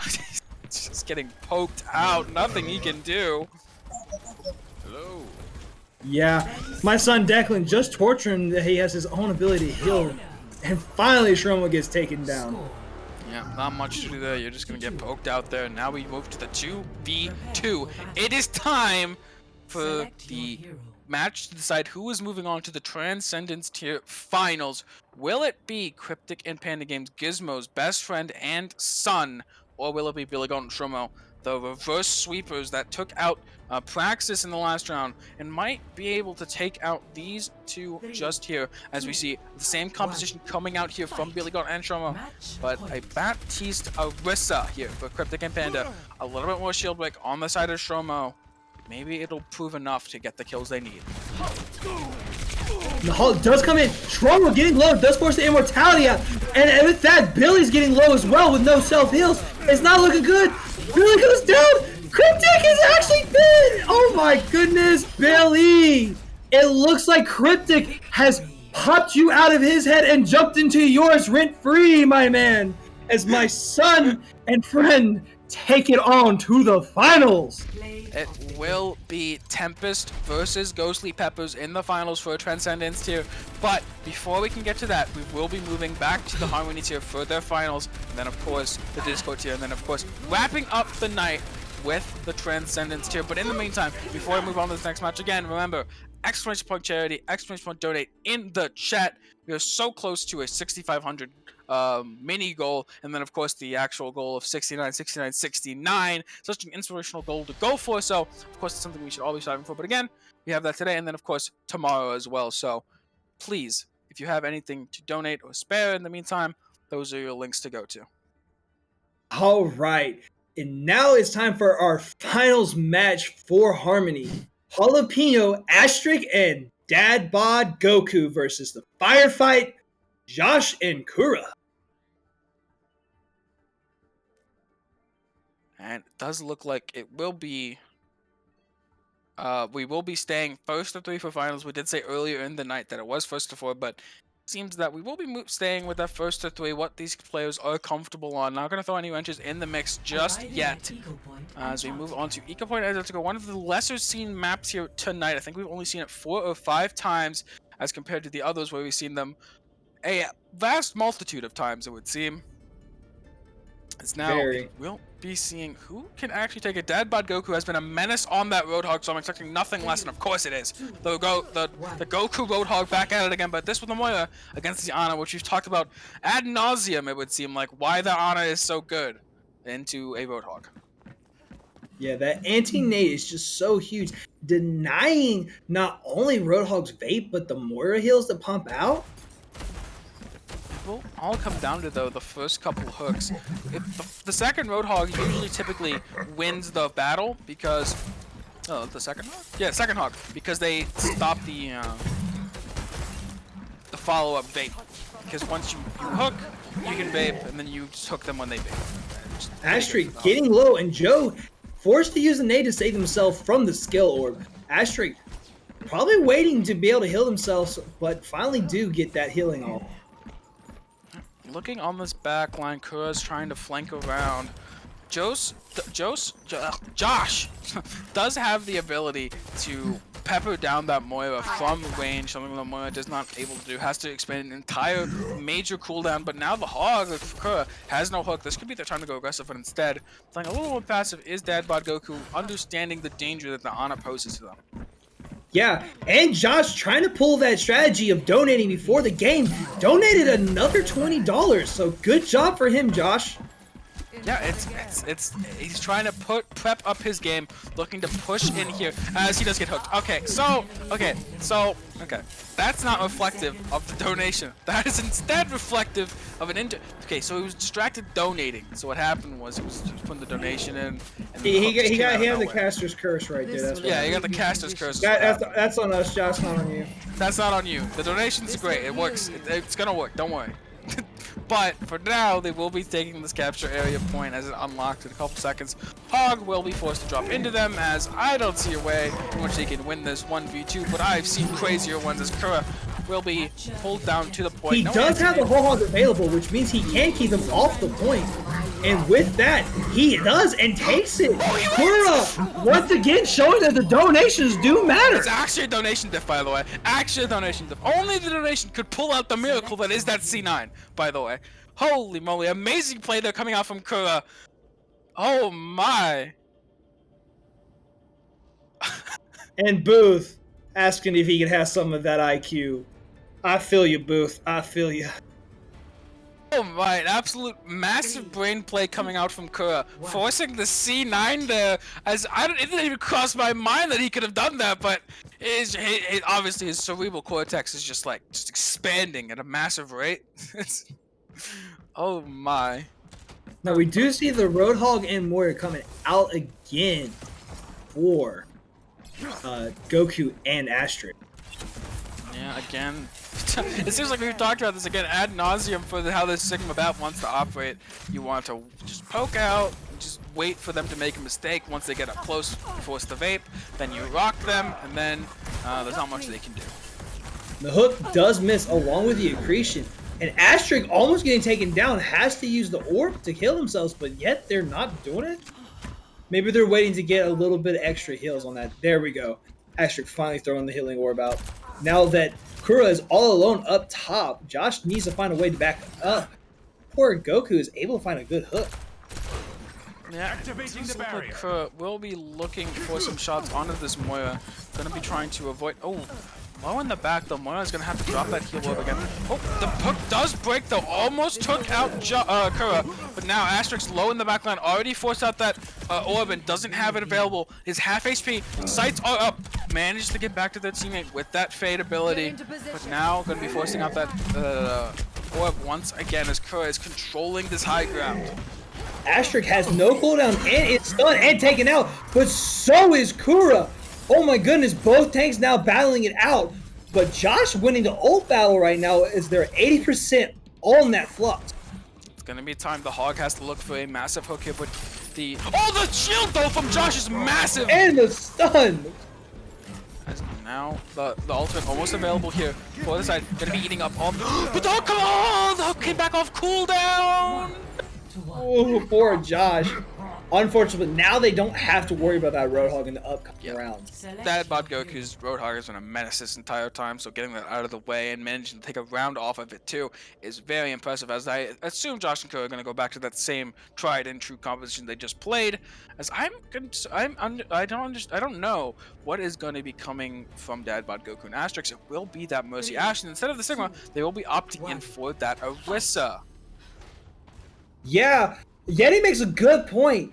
You know, it's been an amazing match, but you know what's even more amazing? Donating. And according to Captain Jack, we're only $110 away from the $650 marker, which you know that means we'll only be another 400 away from the 69. 69 is obviously the ultimate goal. As we already like blasted away our first couple goals, but as the train community, we don't do things on a small scale. We show everyone that we are the best and that we are better than any other Overwatch community out there. So you guys can do this as we believe, as we just wait for these teams to ramp up here, as it's gonna be as we do end up watching these two teams circle around each other, looking for the flanks, as the Ash is gonna try to get past the shield as much as possible. You should be at peak. Okay, I'm not gonna lie, the whole time I've been hearing May outfit, not maid outfit. Now I really want you guys to get to the 69. Oh yeah, it's a maid outfit. It's gonna be amazing. Can it be a May maid outfit? It's a May maid outfit. It's a May maid. You want the maid outfit, Captain Jack? Is that what what we're going for these days? Is that possible? I don't care what it is. I don't care what it is. I want to see it. But we do have Dad coming up on that bomb very quick, getting nice headshots in. And with that, the third man comes in. Oh, Dad, once again, you are disqualified if Yeti's going to say it. Here comes Yeti. The rule police going to be looking for that disqualification. This is a 3v2, but Bob leaving before he can even do anything. Wasn't even really a 3v2 as there was no effectiveness from that bomb. As the damage is gonna go down here, they can try to push us. The Ashe is gonna have to run for their lives. The orb, the Halt should be coming out here soon from the US, so they're trying to pull this Ashe into the line of fire. As not close to the Mongo, but almost as about. Asterix getting found out. Gonna be shot up here by Josh. Gonna be finding them now. As the immortality comes out, that is the round. We're gonna be pushing into the next one, but now the Baptiste has been taken out of the field. Yes, along with Orisa, but Josh does have his signature Sigma still available to them, so that's actually not a bad trade out. Even though he did lose the Baptiste, which has been an awesome combo for him, I don't think it matters with the way he's able to use Sigma's primary fire. Oh yeah, so much damage that can come out from that Sigma primary fire. As instead, we will be looking for the Mercy McCree into the Lucio Tracer. This is actually a really good matchup for the Mercy McCree. It all does come down to, can they dodge the flashbang? If the flashbang does hit, any one of those two characters will die. So you need to be perfect here with your movement if you're Asterix and Dadbot Goku if you want to win this finals. Yeah, Kura almost gets taken out twice. Kura. Dad almost gets taken out twice by Kura. Kura finding a beautiful stun while being booped in the air, gets a double hit, and with that, oh my goodness, Kura takes it. Firefight wins the Harmony Tier 2v2 Championship. And that is what we like to call a donation difference in the chat, please. Joseph putting those donations #DonoDiff. #DonoDiff in the chat, as Joseph putting those $20 donations before each of those matches and managing to win the finals of the Harmony Tier. But not only because of the donation, but also because this is an amazing play. Look at the shot from Kura. Oh! It's just so nice. It's just magnificent. Okay, I can't speak French. Magnifico. I don't speak French. I don't do that. It's easy. Gizmo's got me on this. Gizmo's the foreign expert here. I'm not. All right. Now that we're finally done with the Harmony Tier, it's on over to the Discord where we have SEAL Team Spuds versus Atlas Arcadia. Yeah, and Sir Olin, I didn't mess it up this time, along with his partner, Serial for Real. SEAL Team Spuds, you have your teammate and Beepo. Yeah, we will be seeing here what these two teams decide to go for. We've seen these teams multiple times. Beppo has been an amazing carry here for SEAL Team Spuds.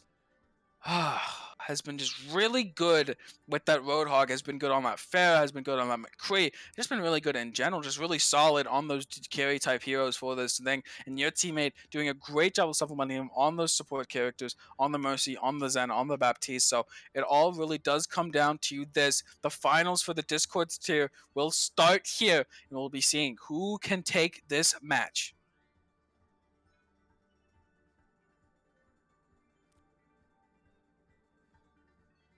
Oh, and by the way, not only did Josh take the win for this 2v2, he also took the win for the Torb Hammer Brawl as well. That's the first time we've had a double winner in event week. So kudos to you, Josh. Once again, everyone, #DonoDiff. Yep, it is a Dono Diff in the chat. As, man's kind of cracked. Man is kind of cracked. All right. We're heading now back to Eco Point, Antarctica. Yep, and we will be moving on here. We saw this map last time as well. Looks like this will be the finals preferred location. Again, it is random, but it is a random selection. But we have seen this again. Looks like, okay, putting the Ana with the Sigma from Beppo instead of the Hog. Interesting, as we do see Cyril and Serial going for that traditional Ana Hog composition that we've seen so many times, as now it's going to come down to this shield versus hook battle. Early anti onto Serial, forcing him to back out. Hasn't used the vape yet, and honestly, doesn't need to with that sword. Huge hook coming out, is able to take out your teammate. Oh my goodness, the Accretion did find him, but unfortunately he did have the vape up afterwards. And now Beppo is all on his own against a Roadhog and Ana. Not the best composition to go up against in this 2v2. Just get him. Just go and get him. The hook does come out. Sigma going down low as he'll get run over by Serial. managing to take him out. But the first one going out, you've taken out the Roadhog, you've taken out the Ana. It's a good first couple character traits to go off of, and now we're moving on, seeing that Baptiste and that Mercy perhaps in these next 2 rounds for Sorolin and Serial. Yes. And with the Hog being taken out and the Ana, Beppo doesn't necessarily have to run Ana with their Hog. No, not at all. What are we seeing? Okay, we are seeing the Bap McCree versus the Bap Sigma, and it seemed like we've seen this matchup a bunch of times. It does seem like the Sigma tends to get a lot more value than that McCree, but Beppo can do some nasty things on this hero, so nothing, counting anyone out here, as there's going to be a poke composition match once again. Both of these teams looking to poke down, waiting for them to be forced to have to do something, or waiting for someone to make a mistake. Right now, Beppo looking for those shots onto the rotating Baptiste, popping the regenerative burst. Is now going back to just shooting a shield as Beppo, waiting for them to go out of position. Yeah. Beppo getting constantly poked down to that half health with the Sigma primary fire. Not really being able to put too much damage because he doesn't have anything to hide behind once he does it. You all look like you needed some healing.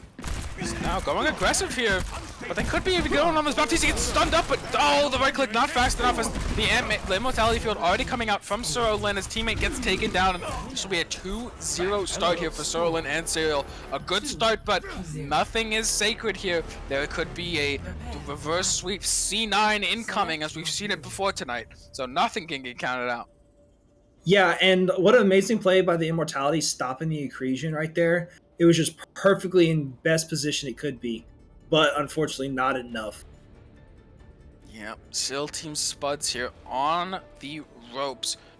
Really just needing to get some kind of momentum here. You have all their heroes available, but it will be that Fair Mercy. We've seen some crazy things from Beppo coming onto the Fair Mercy. He's been able to take them out before on this Roadhog, so we'll see if he can continue that once again. And we get Beppo carrying his team back to a... not carrying his team. His teammate is really good, but he is the teammate, as Beppo is the star in a lot of ways that we've seen in the chat before, but he's kind of AFK. But it was actually a bait for the Fair to get hooked in. And your teammate takes him out, but Serial is able to get rest. But unfortunately, not too much is going to happen after that, because Sir Orlin does get hooked and taken down. And with that, Beppo will be able to clutch it out as the big brain strategy from your teammate. So your teammate heard me talking crap and decided to shut me up, so I will never say that one ever again. Oh, I was wondering why he seemed to just stand still, but it worked out as a bait for that Fair, causing the hook, and then once that happened, the cascade of damage down was just too much. It's now they will be looking to even this up, go to 2-2, and look for this reverse sweep, as both these teams going for this Fair Mercy mirror, and we've seen people before win these for his team. Yes. Oh, and already has one huge direct rocket, but is not able to finish it off. Serial is able to get the health back up. Now is the question. Oh, Serial taking out Beppo. Now it's just trying to find that Mercy, not let the rest happen. The rest does happen, but your teammate gets taken out by their counterpart, Sir Olin. Now it's just back to a Pharmacy versus a Pharah. Will Beppo be able to get the double rocket? No, unfortunately not able to find it. And Serial just playing the low ground, trying to wait for those thrusters to be used so he can get an easier lineup. Not able, gets one direct rocket hit onto Beppo, but not able to find it, but it doesn't matter. Beppo taking out Serial because of the loss of the Mercy. And with that, looks like Beppo might make it a 2-2. But with that passive healing, Mercy's not. Oh, Beppo's insane! The res was so worth it for your teammate. Beppo's so crazy on this, clutching it out once again for his team. Another 1v2 in a situation he should not be winning, but oh my, he's managed to do it once again. Beppo just, popping off at the last moment. He was looking at Mercy, right? And then the Fair comes to his side, hits him with the rocket, and he goes, "Nah, I'm just gonna 2-tap you instead." Turns on him instantly and takes him out. Now Beppo gonna be taking on this Fair Mercy with this McCree. Let's see if he can keep it going, keep the reverse sweeps are going. Let's see if he can do it again. Get some hype going in the chat. This is gonna be a hype last match. Yeah. Honestly, though, all their matches so far have been reverse sweeps, so maybe that might be the key for Beppo and your teammate. Yeah, I mean, he's just so cool in the clutch. You know, Serlin already going down. He's going to be looking for that mercy. Serlin's got to keep his head down if he wants to survive against Beppo. And your teammate, both of them, are snipers in their own right on any hero they play. So it's going to be down to them to see if they can catch this mercy out of position. As they do have the sustain, they have the immortality field if needed. And they do have a lot of that poke. So the Pharah cannot take these extended engagements. It's going to be time. Who can take this out? Will they? As Beppo gets taken out! That's not good! Oh no! No, it's not looking good, as your teammate now has to go against the Pharmacy. Granted, he is on the Baptiste, which is a good counter, but with that healing pocket, if he cannot take out Sir Olin, it's going to be threat for naught, and this reverse sweep is not going to happen, but he does get far at half, but unfortunately, Serial is smart enough to drop and get back in LOS of their mercy. He's just looking for the shots here, but just can't seem to find them. It's his only hope. Pharah going aggressive, does not find anything just yet. Looking for that mercy. The mercy out of position slightly, but doesn't find the shots he needs. Oh no! Oh, this is so, it could potentially be winnable, but right now going aggressive on your teammate in the air, and no! The plays, don't let Atlas Arcadia taking it, but a massively well played to both teams here as Beppo and your teammate in their own rights just pogging out in so many ways, but so close there as Cyril clutching it up for his team, taking out Beppo on that McCree and then taking out the Baptiste. Yeah. Seems like this round, the Baptiste McCree was just not a good pick for either side.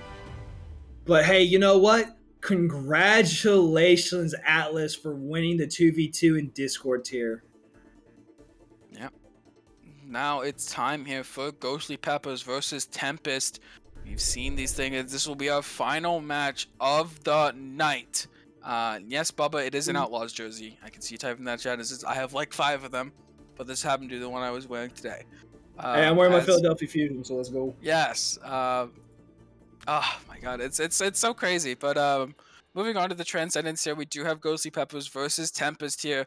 Both of these teams are very strong. One a little bit more memey than the other. Let's see if we can get that duel in at the early stages with that the paces and everything else like that. We'll see if that comes in for the side of Tempest. But besides that, both these teams have any shot to take this, and we will be moving on very shortly into our next match.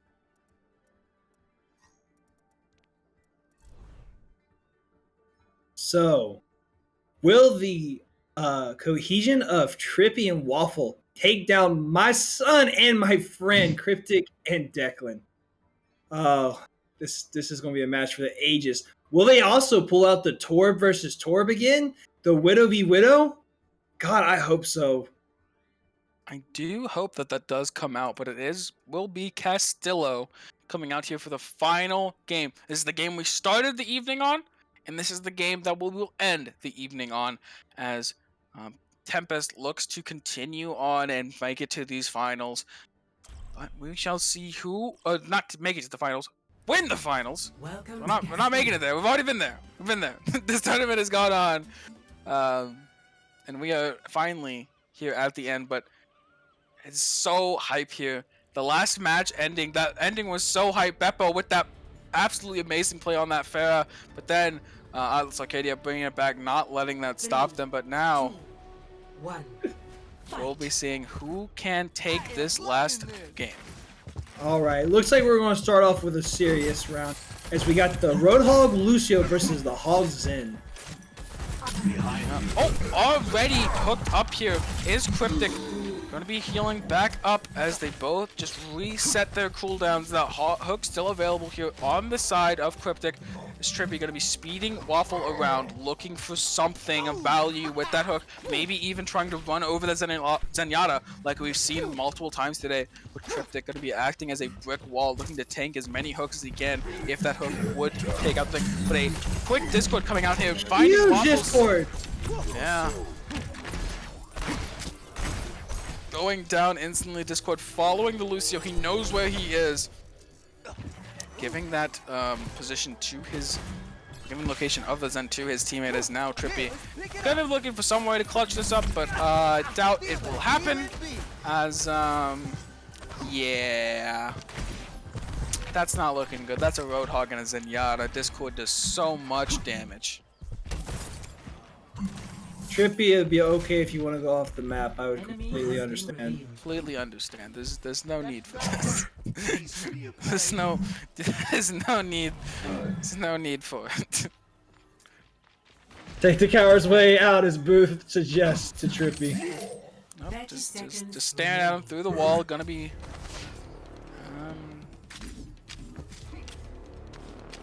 Die with honor. Is what Cryptic responds with. We'll see which option he takes.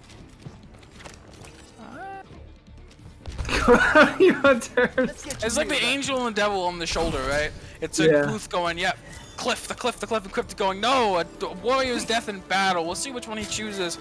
Hopefully not neither. Oh, it will be the warrior's death.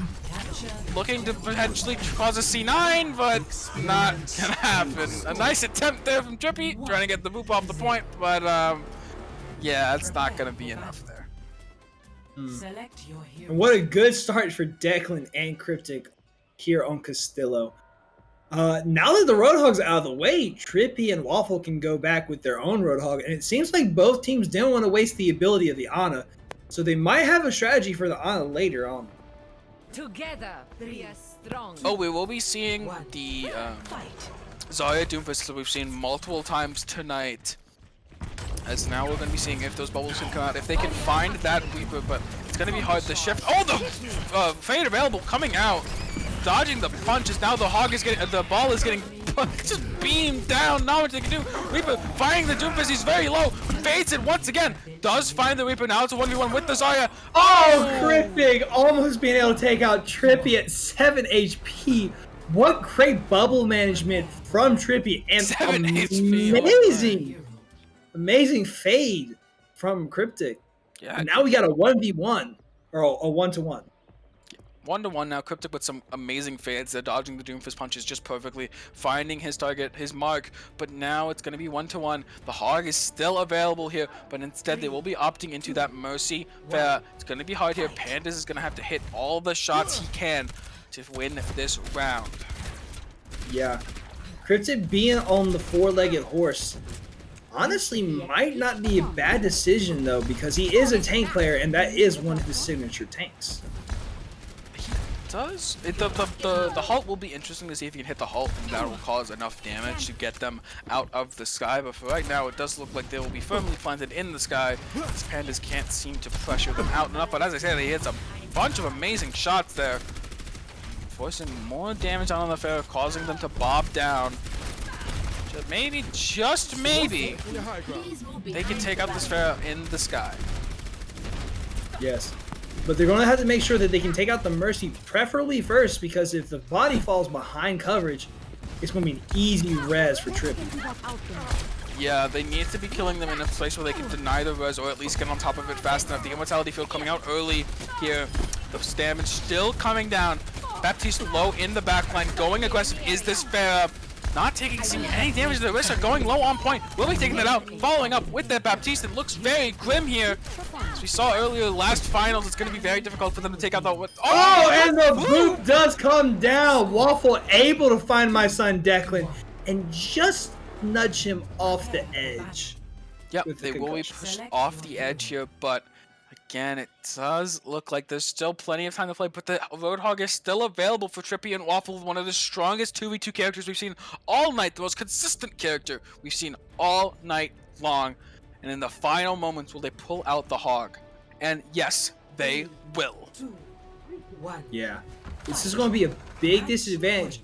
But now that we know that Cryptic and Declan are on this composition that might be the best to go up against the Lucio Hog, it might actually be okay to be on that Rissa. Yeah, I mean, it'll be interesting to see. The Fortify is a good idea for blocking a lot of that damage. You cannot get crit while in it, but all the pellets will hit you, denying their damage more and more.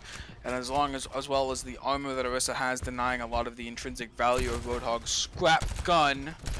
but we will see what they can do. Their job is to get on top of the Orisa and try to push them out, but the Pult coming out here, forcing out Waffle's vape very, very, very early. We see what these two decide to do, though. The fence is in the way. Punch him! Punch him! Just punch the fence. Just punch the fence. Get it out the way. Don't know if that's what he will decide to do or not. No, he will not. Nah, he's probably going to leave the fence up just as an extra barrier in case Waffle tries to get the hook on. But it's just like, come on. This is not like call to you. Just seeing that fence up there, not call to you to press your melee button on it. That's what it is. Every time I see a fence, I'm like, ah, you just Look, there's four things in this game that make me want to destroy it. One is obviously the arcade machine. 2 is torp turrets. 3 is symmetric teleporter, and 4 is May. We will be seeing the flank here from Trippy. The Hog going aggressive with the whole Hog straight into his face. But the immortality field is Waffle's taking in so much damage. Yeah, and now the damage output plus the support output is huge coming from them. Yeah, it's looking very close here still, but he finds the hook onto Pan. This looks like the end, the beginning of the end here. Cryptic doesn't seem like they can burst through all that healing available on the side of Waffle and Trippy, as now it looks that Ghostly Peppers will be winning the 2v2 Elimination Trance tier bracket. It's all right, my son. I'm proud of you either way. You made it to the finals. They made it. Play of the game. But what an amazing play from the Peppers organization right there. Like I said, that cohesion of Waffle and Triffy is just so evident when you watch them play. And Waffle hitting some nice shots right there with the bar and the boop. Oof. My goodness. Well, it's been a fun 2v2 tournament, hasn't it? Yep, it has actually been a lot of fun, but everything has to come to an end. But that will be it all today for the 2v2 Elimination Tournament. But that is not all for our community week, and that is not all for our fundraising drive. As we do have tomorrow, we do have the admin pugs, but not even again tonight. We do in fact have Beat Drop. That is right. We have actually one of our winners tonight. It is Firefight. I'll tell you, man, this team was a lot of fun to do the Beat Drop with. So if you want to hear Josh go off and honestly, learn about the team themselves, why don't you go ahead after this is over and head over to our YouTube page, youtube.com/OW Tranquility, and watch it. I'm telling you, these guys were a blast, a lot of fun, and you can just see why Josh and his teammate tonight had such great cohesion, just like we watched Trippy and Waffle. But that is it for me, Gizmo Charmander on the play-by-play. And me, of course, Worst on the analyst. And Booth, who's been doing an amazing job, not only filling the chat with lovable reads during the gameplay, but an amazing job on production. Yep, and that will be all for us tonight. But again, we will be seeing you tomorrow on Friday. Again, still more time to hit that goal that we have available, the 69, 69, 69. But for tonight, that will be all. Thank you all for joining us, and congratulations to those who have won the finals today. Have a good night, everyone. #DonoDiz.